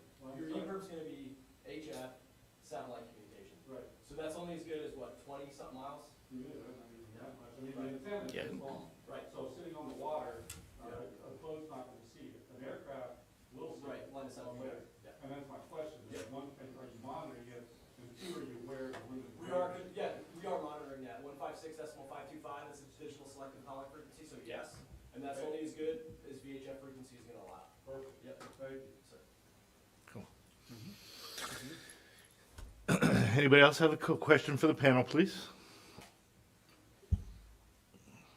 Anybody? No? Oh, yes, please, come on up, David. State your name, you already stated your address, please. David Morris, I live in Ferry Pass. So I have a question for you. The scientific diving class, is it a curriculum? Is it a certification? Is it just kind of a workshop?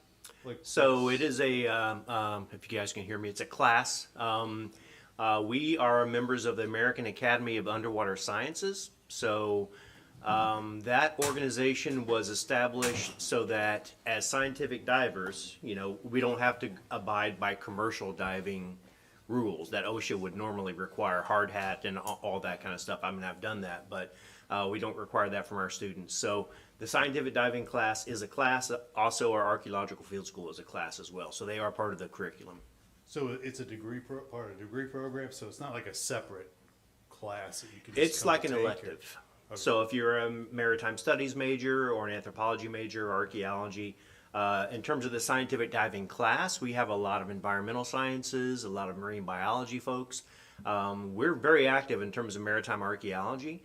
So we can get our students up to AAUS standards, but a lot of other departments don't necessarily have the fieldwork capabilities that we have in terms of maritime archaeology. So that's why we established the scientific diving class. All right. Any other questions for the panel, please? At this time? Come on up there, sir. Please state your name and address for the record. Hi, my name is Chris Riney. I'm 3416 Hold Circle. What we've talked about a lot today is a lot of the response and what to do when something has gone horribly wrong. But what is something that you guys could give to a diver who's just learning and just getting into the water to empower them as an individual to be responsible for their own safety, like we talked about at the very beginning of the meeting? There's a lot that we can do as boat captains and instructors, but what is like a quick little thing that you guys would recommend that we could just say to almost anybody who's interested in diving, like, hey, look out for your own safety, make sure you do these things in a small little checklist?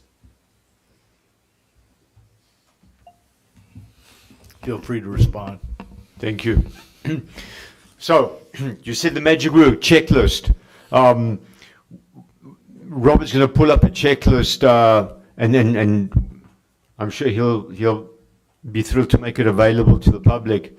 So this is a living document. We have, it started with just a few items, and it's evolved to what you see up there. This checklist starts at home. Before you even get into your vehicle and head down to the boat, make sure you've got all of this equipment with you, because we've all heard of mission creep. Okay, when you start stacking more and more tasks, and something's going to break when you start going through mission creep. You've got a mission to execute, and at times it doesn't go off the way it should, only because you stack too much on it. So equipment creep is something similar.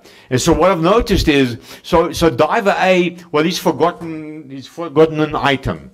And diver B has forgotten something else. And diver C, and you're looking at this team and you're going, we're not diving. Because how many items do you compromise on and still do a safe dive? You've either got everything or you don't dive. It's that simple. So one of these ideas came to me. I had the good fortune of talking to one of the Blue Angel captains, number one, and I said, so you're obviously extremely qualified. He said, well, yeah, I got about 3,000 carrier landings and takeoffs. So, wow, how did you get to that number and still be talking to me? He said, checklist. I said, checklist for what? He said, we don't fire up that bird unless we've gone through the checklist. I said, don't you know that checklist? He said, I can recite it to you sideways, but we still have to go through that same checklist that we've been going through. Now, when we change planes, obviously the checklist changes slightly, but it's still a checklist. So I figure, if it's good enough for guys that's done 3,000 carrier landings, it's going to be good enough for us, because it's incredible how on every single dive, and I don't mean every single trip, I mean every single dive that we do on that boat, we go through that checklist. And when the sun's beating down on you, and this is your third dive, and you've had to sit up in that sun, and you know the task that's ahead of you, it's so easy to think that you've remembered everything that you need. But you may have switched tanks and you forgot to connect your inflator hose. The wrong place to find out that your inflator hose isn't connected is when you actually got to start inflating your BC. Or worse yet, somebody in the team needs your help, and now you can't render that help because, oh man, should have is too late. Good luck is for horseshoes and hand grenades. This environment requires discipline, and one of the first You're asking what's one of the first things? Have yourself a checklist of what you need. And before you dive, you and your buddy and everybody else on that boat, go through that checklist. And don't just rattle off, yes, yes, yes, yes. Touch it. Do I have? Yes. Okay, here it is. I touched it. I know it's here. We've had divers go overboard that forgot to put their mask on. So that's on the checklist. Dive mask. Yeah, I've got my dive mask. It sounds so ridiculously simple. But when you've got 20 things that you've got to remember, why stress yourself to have to memorize all that? Just have that checklist. It's simple, but it's extremely effective. Again, if the Blue Angels team still runs a checklist, I think we can too. Thank you, Paul. Anybody else like to address that? What advice would you give the new diver? Yeah, I just want to add something to that. Chris, you brought up a good point. You know, as we train the students, we go over pre-dives with them and set the checklist we have for those guys as well. I found some online. I go ahead and print it out and give it to them as part of the graduation piece of it as well.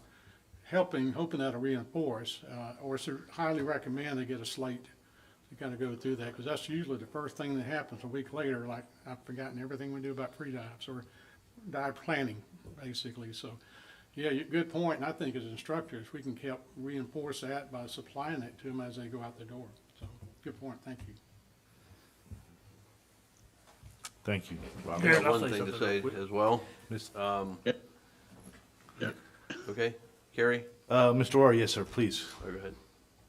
Oh, yeah, I had a comment. I really believe, of course, checklists are really important. Divers Alert Network and Patty and also the AAUS a number of years ago sponsored a rebreather forum. And part of what came out of that with their consensus statement was the absolute critical nature of a checklist. And checklists, of course, are absolutely critical in dive safety, as well as what I call a consistent pre-dive ritual, where you do the same thing over and over and over again, along with that checklist to back it up. Because those things are really critical to make sure that you haven't forgotten anything, because you haven't forgotten to bring the things you need for the dive. You haven't forgotten to bring all the things back off the boat when the dive is over, but also to make sure you have all those critical elements before you ever enter the water. Thank you, sir. Mateus, did you have something you'd like to speak with? Yes, thank you.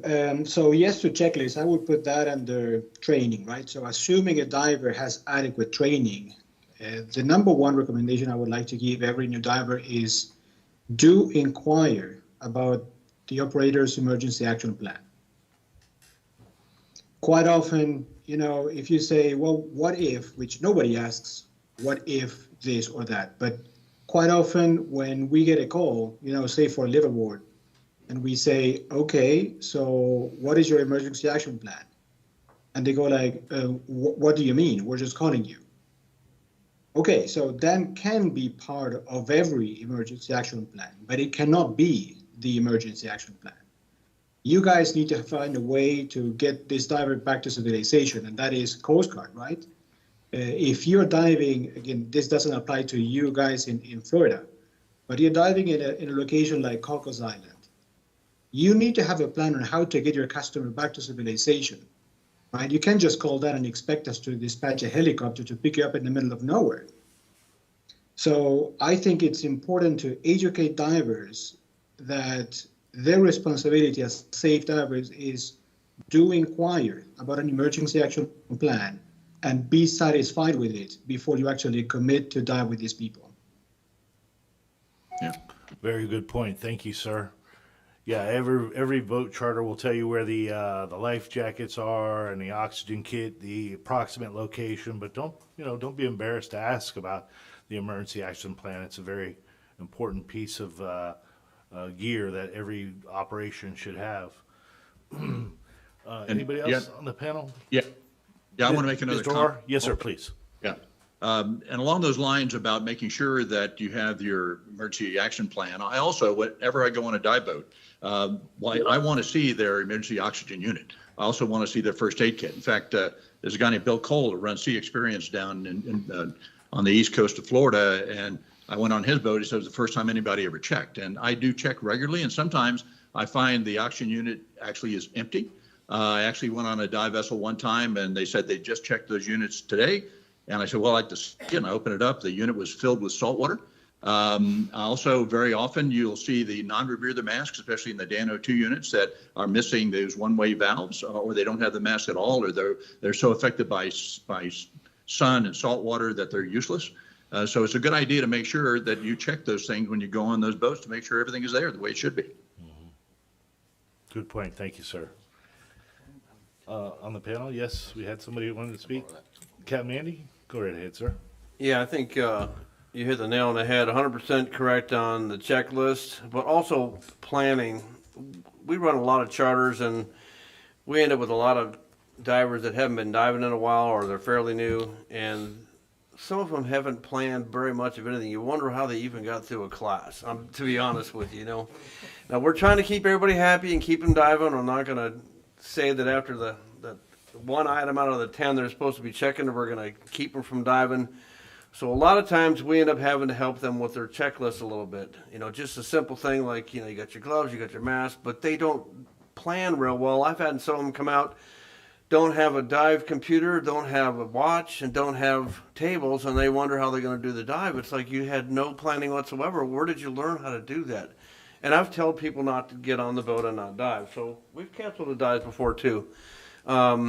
But we try to help them be better divers in a way. We're not instructing, but we're also just reminding them. We do the same reminders every time about certain things. And so it's very much a regimented briefing that we give to our divers, because maybe they're not as organized as some of the other groups out there. So we help them be more organized, and when they get off our boat, sometimes they feel like they're better divers. We're not instructing, but we're helping them stay organized on their checklist and also their planning, because planning is very important. How are you planning on doing your dive? How deep were you going? How long are you going to be? What do you expect your computer to be? Is you got it set for nitrox? I mean, those are things that we dive a lot, so we kind of do it automatically, but some people just don't do that. And when you're running a charter especially, we kind of help fix some of that along the way, so we eliminate a lot of those problems. I'd imagine on a private boat, if you've got just your friends out there, you're not making them go through the checklist. You're just hoping that he's got it together, and he rolls in the water. He may not have even had someone like myself or my dive crew out there to help them do their checklist, and now you got a bigger problem than we would have, because we helped them along. But on a private boat, man, you just never know what you're going to get. So planning is very, very important. Otherwise, you can end up with a real world of problems out there. And if it's going to go sideways, it's going to go sideways really fast on a dive boat. Thank you, Captain. Clint? No, just to follow, great points made. I would just say plan for everything. We've often been talking about, diving related emergencies, getting to bends. We've talked briefly about getting lost at the surface, but there are so many things that can go wrong. Jellyfish stings, getting swept away by a current when you're on a deco stop. That's where, surface marker buoys, all those type of things help prepare. If you get away from your ascent line, especially as a new diver, you may get, familiar with currents and stuff, but boat needs to know where you are, and they need to know, so they can follow you with your service marker buoy thing. But just prepare for everything and make sure everybody on the boat's on the same page. It doesn't do any good if you're the one that's got the safety plan, if you're the one in the water. So the people on the boat have got to have the same plan. Never leave a boat unattended. That's one of the key things. All of us have got our nightmares where a couple people get in the water, the boat gets unsecured from the anchor, and they come up, boat's gone. So never leave a boat unattended. Make sure everybody's on the same page. Have an action plan for everything that can go wrong. And most will enjoy it and be safe, though. Thank you, sir. Anybody else like to address that? Did I mention PLBs? Any Yes, sounds like a good idea to me. Everybody on our boat, whether we're recreational diving or professional diving, public safety diving, we'll have that. We'll have those on the boat, and we're all. I could actually this one program talk back to 2 different boats that we go on. It'll talk to them individually, as well as you can put specific radios in it and sync it up. So it'll talk back to whoever needs to hear it to come find me. Okay, thank you, sir. And I believe it was the Coast Guard Station Commander a few years ago. We were having one of these symposiums, and he asked, "What do you call those sausage things you blow up? What do you call those tubes?" You know, I was like, "The surface marker buoy." Yeah. And Don't buy the little. he the little one said- that's convenient. Get you one that somebody can see. That's right. If you've got That's to right. unroll it, I mean, there's 12, 13, 14, 15 feet of marker buoy that these gentlemen can find me in easy. I don't want them to work real hard. I want them to just come on out there and say, there he is. He's got his EPIRB and there's his safety saw. Bright color, retro on it. Yeah. all So that stuff. spotting Make a our head, life easier will get you to care quicker. That's pretty much spotting a head floating on the surface, or spotting this 4-foot tall neon colored Exactly right. tube, right? So everybody who swims in the Gulf should have one of those things. Anybody else want to address that advice for the newer divers? If I may, I want to ask, like, we got a lot of seasoned divers in here, but when was the last time you practiced sharing air with somebody? You know what I'm saying? I know a family, they spearfish, and every year before they get to go on their spearfishing journey for that year, they take a dive, they go out in the Gulf, they kneel on the bottom, they take all their gear off, put it back on, weight belt, weights, BC, they share with each other, they do all the skills, they pull their mask off, holding on to each other, pull their mask off, put it back on, so they reactivate all these skills because they're perishable. These skills are perishable. So, I do recommend practicing sharing air. And we've gotten away from a lot of the basic, very basic things that we used to do. The classes we taught 30 years ago are not the class we teach today.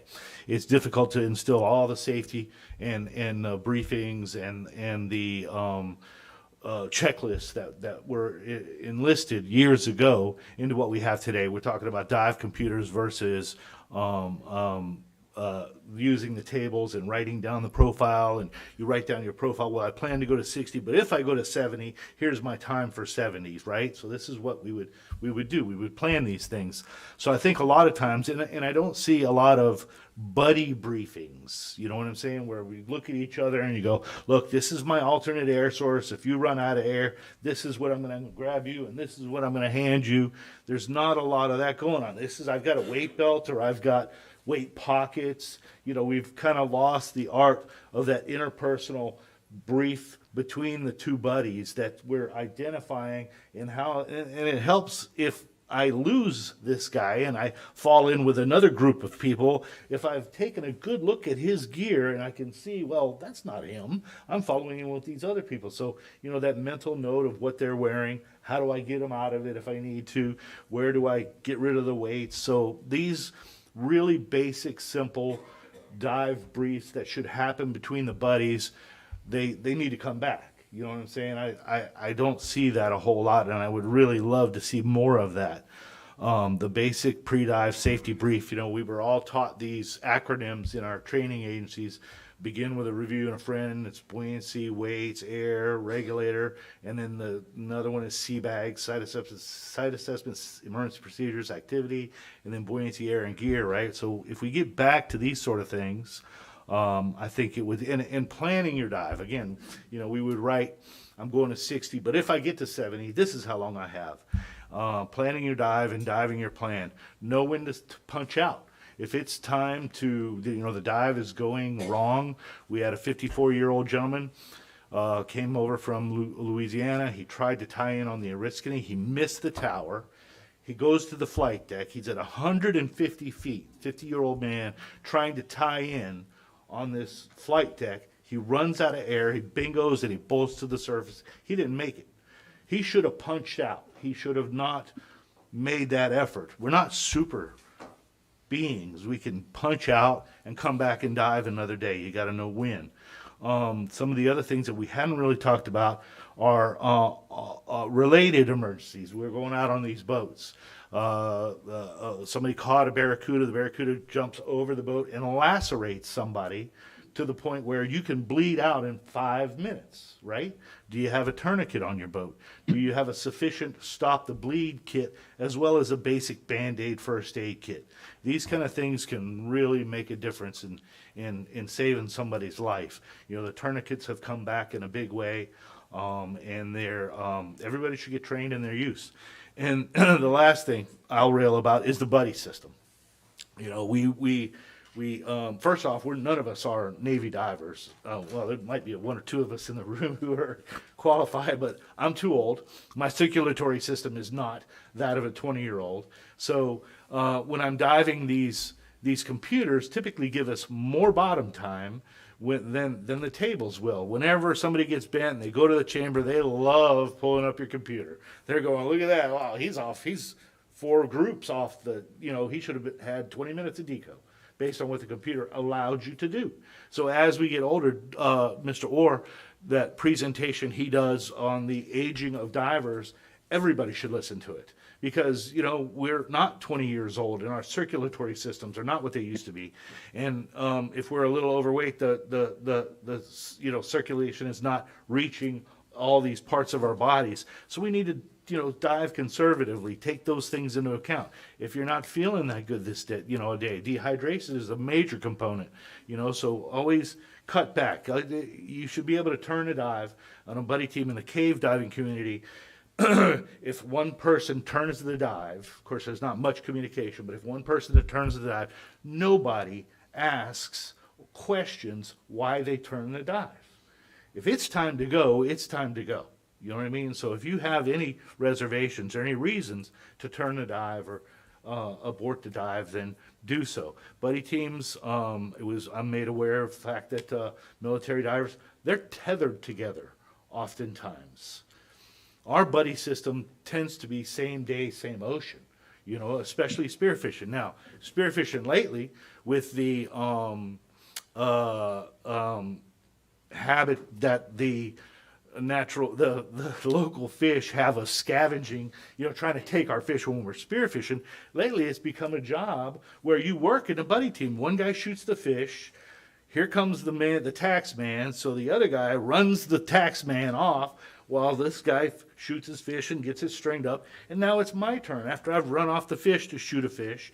And he's going to help me run off the fish. You know what I'm saying? Run off the tax man. So the buddy system, when you got 2 of you together, you're twice as strong. You got somebody there to help you out. We really need to get tighter on the buddy system. When we're buddying people up on the boat, make sure they go through that interpersonal briefing of knowing equipment and how it works and how you'll share air if necessary. And don't think it's remedial to practice these skills because they're perishable. If you don't do it, you are going to second guess yourself and you may not survive. And that's all the remedial stuff that I had to discuss, really. Anybody else like to comment on? You got something, Mr. Turpin? Yeah, I put this visual back up, and you see the first thing under the diver and the buddy team, and it's attitude. I'll be the first one to admit I've been diving. I'll be crossing the 50-year mark this October, and my logbook is pretty thick. But the way I dive now is much different than when I was a youngster, and it's all about the attitude. And Dr. Ott talked about stacking risk factors. I know how old I am, and we have mandatory hydration on our boat. We're constantly doing that, but we have an attitude of we're going to do this dive and we're going to do it safely, and we're going to take every opportunity to prevent an accident from occurring. And if it does occur, we're going to have every opportunity to handle it ourselves. And if we have to get someone else involved, we've got our EPIRB on our boat, or when I'm on the boat, I carry one on me personally in case I fall off the boat. But I think the attitude is really where we can do ourselves a big favor and look for the existing resources. Your diving instructors, Divers Alert Network, they've got fantastic educational materials. They have the insurance that will hopefully get someone who's maybe wondering if they're bent, maybe they're worried about, the cost of it, the financial cost of admitting that that they have an issue. Having that insurance would give them the confidence to make the right decision and the tough decision sometimes to seek care. So that's my input. Yeah, I have a comment. Yes, sir, Mr. Also. Orr. Okay. You're talking about the skills get rusty. That's absolutely true. And what happens is, and there's a crisis situation, dealing with how to exchange air or dropping weight belts, those are all complex psychomotor skills. And so when you're under a lot of stress, you of course get something called perceptual narrowing, where you can only perceive those things that are almost immediately in front of you. But also from a safety perspective, you get something called response narrowing. And response narrowing means you can only respond with skills that are frequently or recently reinforced and practiced in order to be effective. So those things are things that you really have to practice as often as you can. When I do my safety webinars, that's one of the things I ask. When is the last time you practiced those skills? When was the last time you practiced or even thought about the exchange of breathing gas underwater, or dropping your weight belt, or doing the things you need to do to those complex skills? And most people don't do that once that course is over, and all of a sudden they have to experience a crisis underwater, and they can't do it, and you end up with a multiple fatality. Good point. Thank you. Anybody else like to comment on the? I guess we're in our final phases of this, right? Does anybody else have any questions? Yes, sir. Please come on up and state your name and address for the record, please. Brady Hale, 2436 Gulf Breeze Avenue. I'm a professional dive master here in the area. I'm also on the board of directors for Visit Pensacola, responsible for tourism and diving tourism.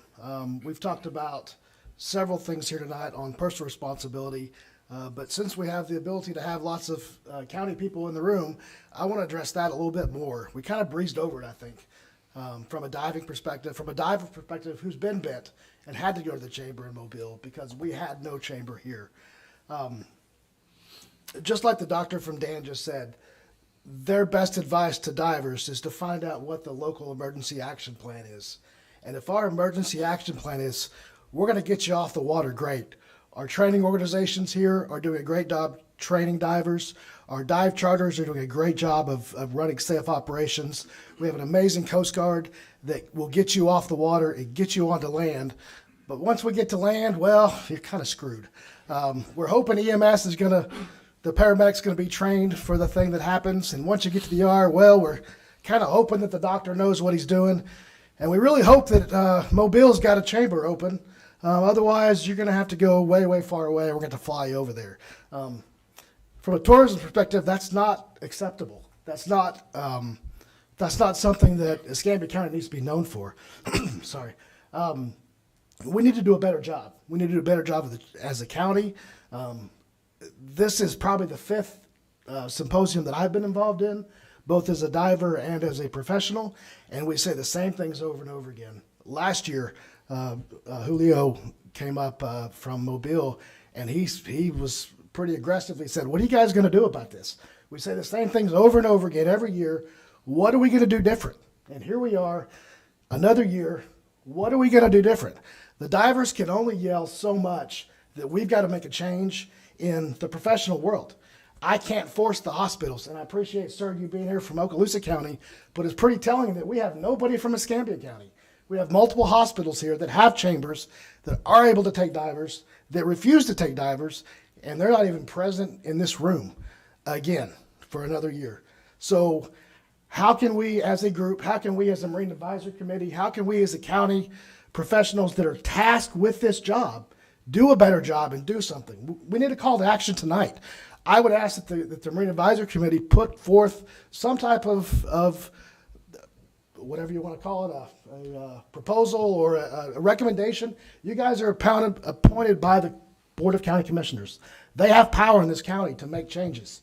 The county commissioners need to jump in and weigh in on this. And you guys are the ones that they task with bringing these issues to them. So I'm asking you, please bring these issues to them in a real manner where they have to respond at least or do something. We've got to do something. We're spending lots of money now for Visit Pensacola to bring tourism here, to bring divers here from all over the world. SS United States, we're hoping to get very, very close, and that's going to bring an onslaught of divers. We have the USS Oriskany. We have all kind of amazing diving here. All the stuff that this board puts out and Robert Turpin puts out for the divers to come down and dive. we're failing them on the safety side. When it comes down to it, as a county, we're failing them. And we need to do better, and we need to demand action. And that's all I have to say. Thank you, Brady. Yeah. Well, we know what a complicated task addressing the chamber issue is, and it is one that needs to be addressed. Perhaps we should, I think we should put it on our agenda, actually, and see if we can make some headway. So it has been proposed that a multi-county approach could solve the issue. There is apparently the possibility that another school may be opening in the Tallahassee area with multiple multi-place chambers as well, but this remains to be seen. It does look like Spring Hill Memorial is slowly decreasing the level of service that they provide.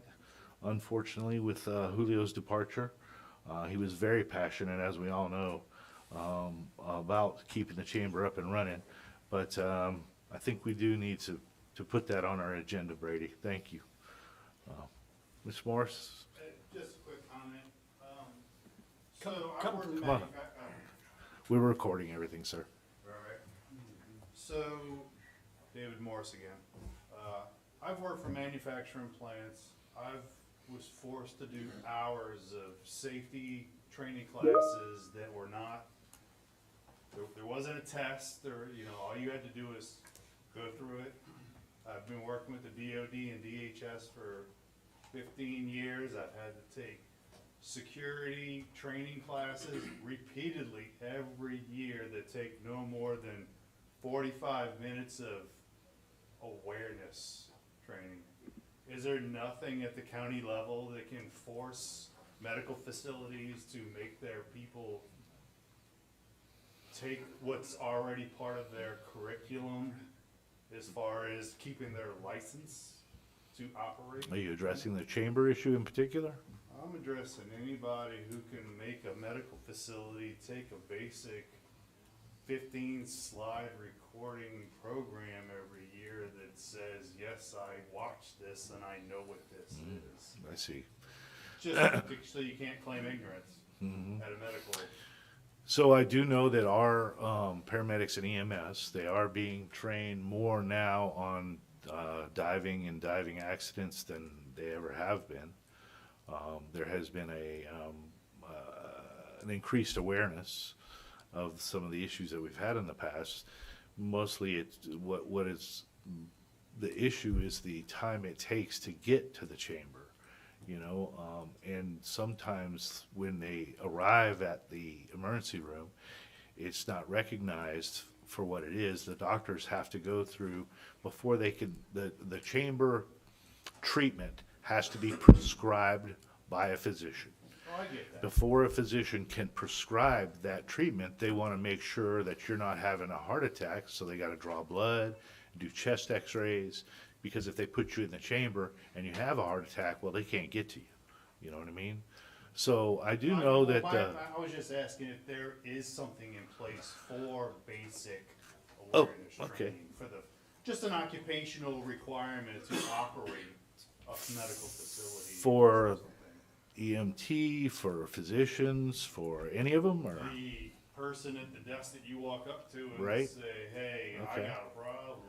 Anybody, because I mean, the safety stuff that I have to take every year and awareness stuff that I take every year, that doesn't require what position you're in. That's if you're an employee of this facility, you have to check off that you did this at your lunchtime or what have you. So, and I just was asking if there's something in place from a city or county level that requires that to operate a business, because hospitals are businesses. Yeah, I'll ask online if Dr. Abo is still here, if he can give us some guidance into the regulation of physicians. It sounds like you're trying to regulate physicians, and I'm sure there's a process for that to require physicians to maintain their their accreditation. So that would be something that I think a physician would be able to assist. Is anybody online that has that capability?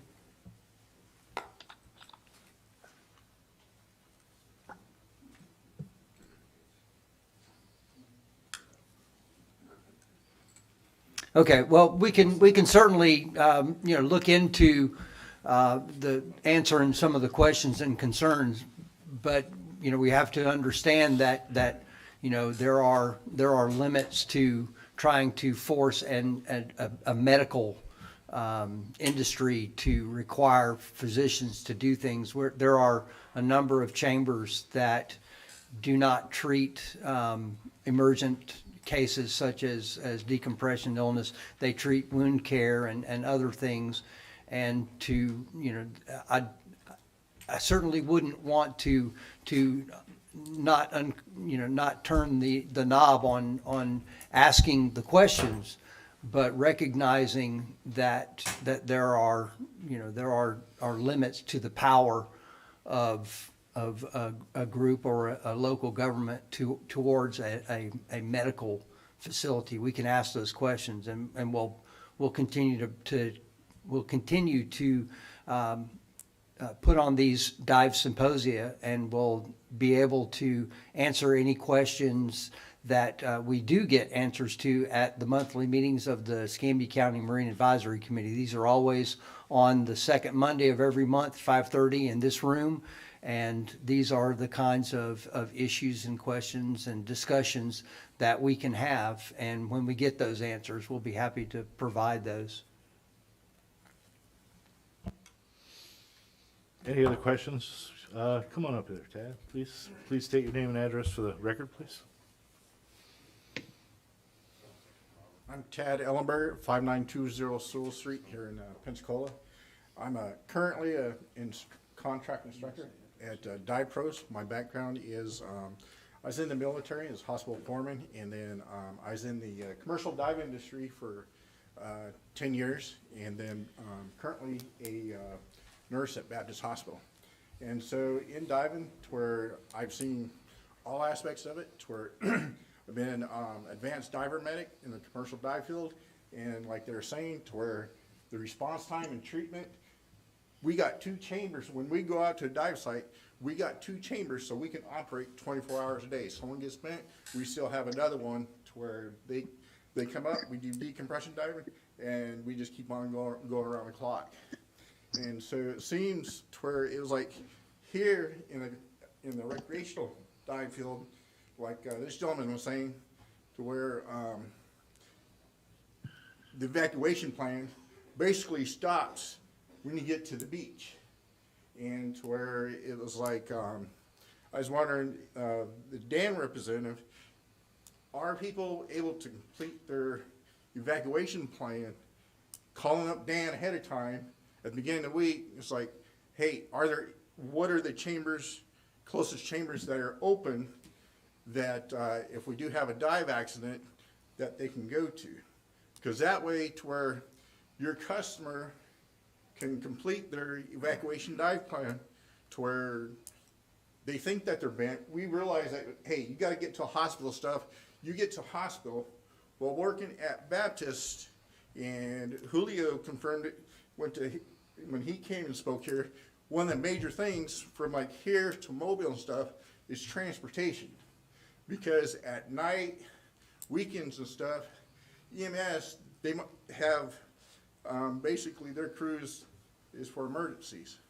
And so you're at the hospital, they don't consider it an emergency anymore. And a lot of times what happens, like Julio was saying, 12 to 16 hours. If you are bent, time is of the essence to get treated. And so there have been people that either they stay there, wait for transportation, or go against medical advice and go seek treatment to where they know they're going to need to get the help. So is Dan, I don't know is he listening, or both. Are they able to provide that information of what chambers ahead of time, rather than be responsive and you get to the beach and trying to find out being responsive, be proactive and have that option available ahead of time. Mr. Matias? Yeah, yes. So, well, like I was saying before, we don't refer people to chambers. We refer people to medical facilities. If the medical facility happens to have a chamber, then great. That's the best scenario, right? But I was saying before, and I uploaded some images on the chat here. Perhaps we can share it with the audience on the number of chambers we know of in Florida versus the number of chambers we can count on in Florida. So there is a crisis in terms of access to those chambers. First, let me say that I think it's important to in a way put things in context. Decompression sickness, can it be fatal? Yes, it can be fatal, but thankfully it rarely is. Most cases are mild, and mild cases can be treated on pretty much any chamber. And mild cases have a good prognosis, and I want to take a pause here because I don't want to be misinterpreted. But mild cases have a good prognosis with and sometimes without recompression therapy. Okay? So I think it's important to not freak out saying that, time is of essence. Yes, of course, there are cases in which time is of essence. But for the most part, what we need to make sure that we have a diagnosis before we can prescribe a treatment. If we have a diver coming out of their risk canal after his 150, 170-foot dive, complaining of shoulder pain, can he be bent? Of course, he can be bent. Now, if this diver is also in his mid-60s and he's sedentary and he has obesity and a former smoker, can that be the heart? Well, yes, that could be the heart. So if there's one thing that can kill that diver is an undiagnosed MI because we thought he was bent. So that's what we say. We don't refer people to chambers. We refer people to medical facilities. A chamber is just a medical device. It's no different than an IV pump. You would never refer a sick patient to a friend that has an IV pump in their garage. The same way, you would never refer a patient to a chamber just because it's there. The patient needs to be referred to a medical facility where he can be diagnosed. And eventually, if he needs recompression therapy, like I said before, thankfully, most cases are mild. And mild cases are going to be fine whether you treat them within the first 2 hours or you treat them within the first 24 hours. Challenges and challenging locations are what we have, for instance, in Raja Ampat in Indonesia, right? Or in Cocos, where you're 40 hours away from civilization, not from the chamber, from the closest port. That's a challenging location. Raja Ampat, when you could be in a liveaboard and you could be 36 hours, a day and a half away from civilization, only to get to an island where the only thing they have is a nurse and a barrack. That's the challenging scenario. Florida is fine in terms of distances.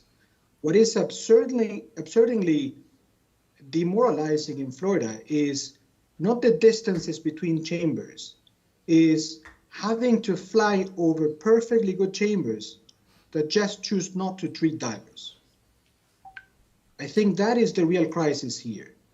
If you have to fly someone from, say, Pensacola to Mobile, is that unacceptable? No, we would be happy if we have to fly people, a couple of hours to get treatment. What is frustrating is having to fly someone where you could put them in an ambulance and within 40 minutes be in a technically perfectly good chamber that just decides not to treat divers because they can get away with it. Again, I uploaded some images here on the chat, and you're going to see what it means, what I mean with the number of chambers we know are out there versus the number of chambers we can use. And to put things in perspective, over the last 3 years, just in Florida, we had 250 cases where we thought, based on what they were reporting to us, that we thought was decompression sickness. Now, if you go to the West Coast, in the same period, 3 years, 60 cases what we thought what was going on was DCI. So if there's a hot spot in the country for DCI, that is Florida. Yeah, it wasn't really asking for a referral for chambers to where it's just basically where some people could finish their, I guess, evacuation plans when, if it came down to it, be able to call Dan and say, hey, what chambers are open, this week? Yeah, In so case that to where we information, realized where it is important to get to the closest treatment facility first, but that way to where, if it came to it, that they could, make a decision. It's like, okay, well, I know this chamber's open.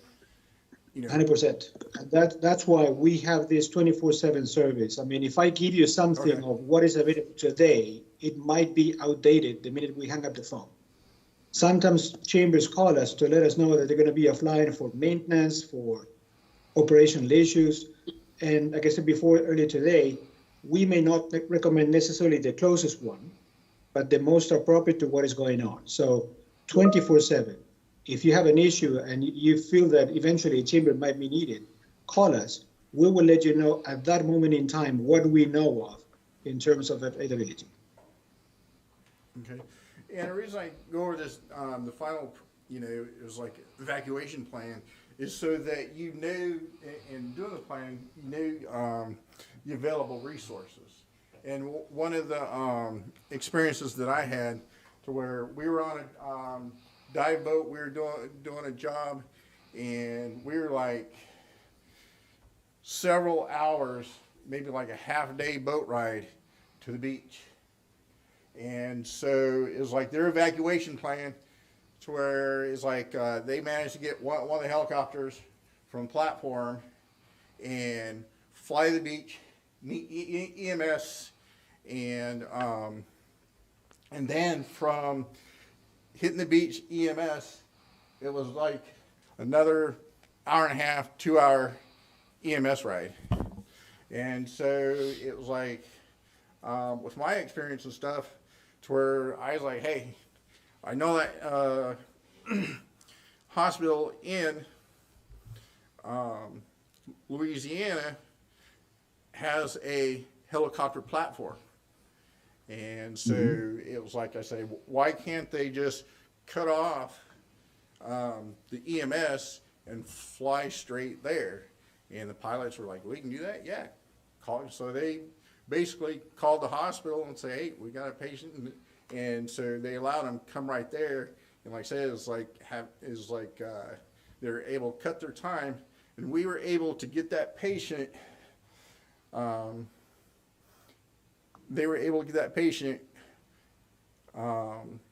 in surgery within 2 hours of being offshore, to where they thought it was going to be several hours before they could get there. And so with the correct evacuation plan and pulling on everybody's knowledge and resources, they were able to get the treatment that they needed. And so that's like,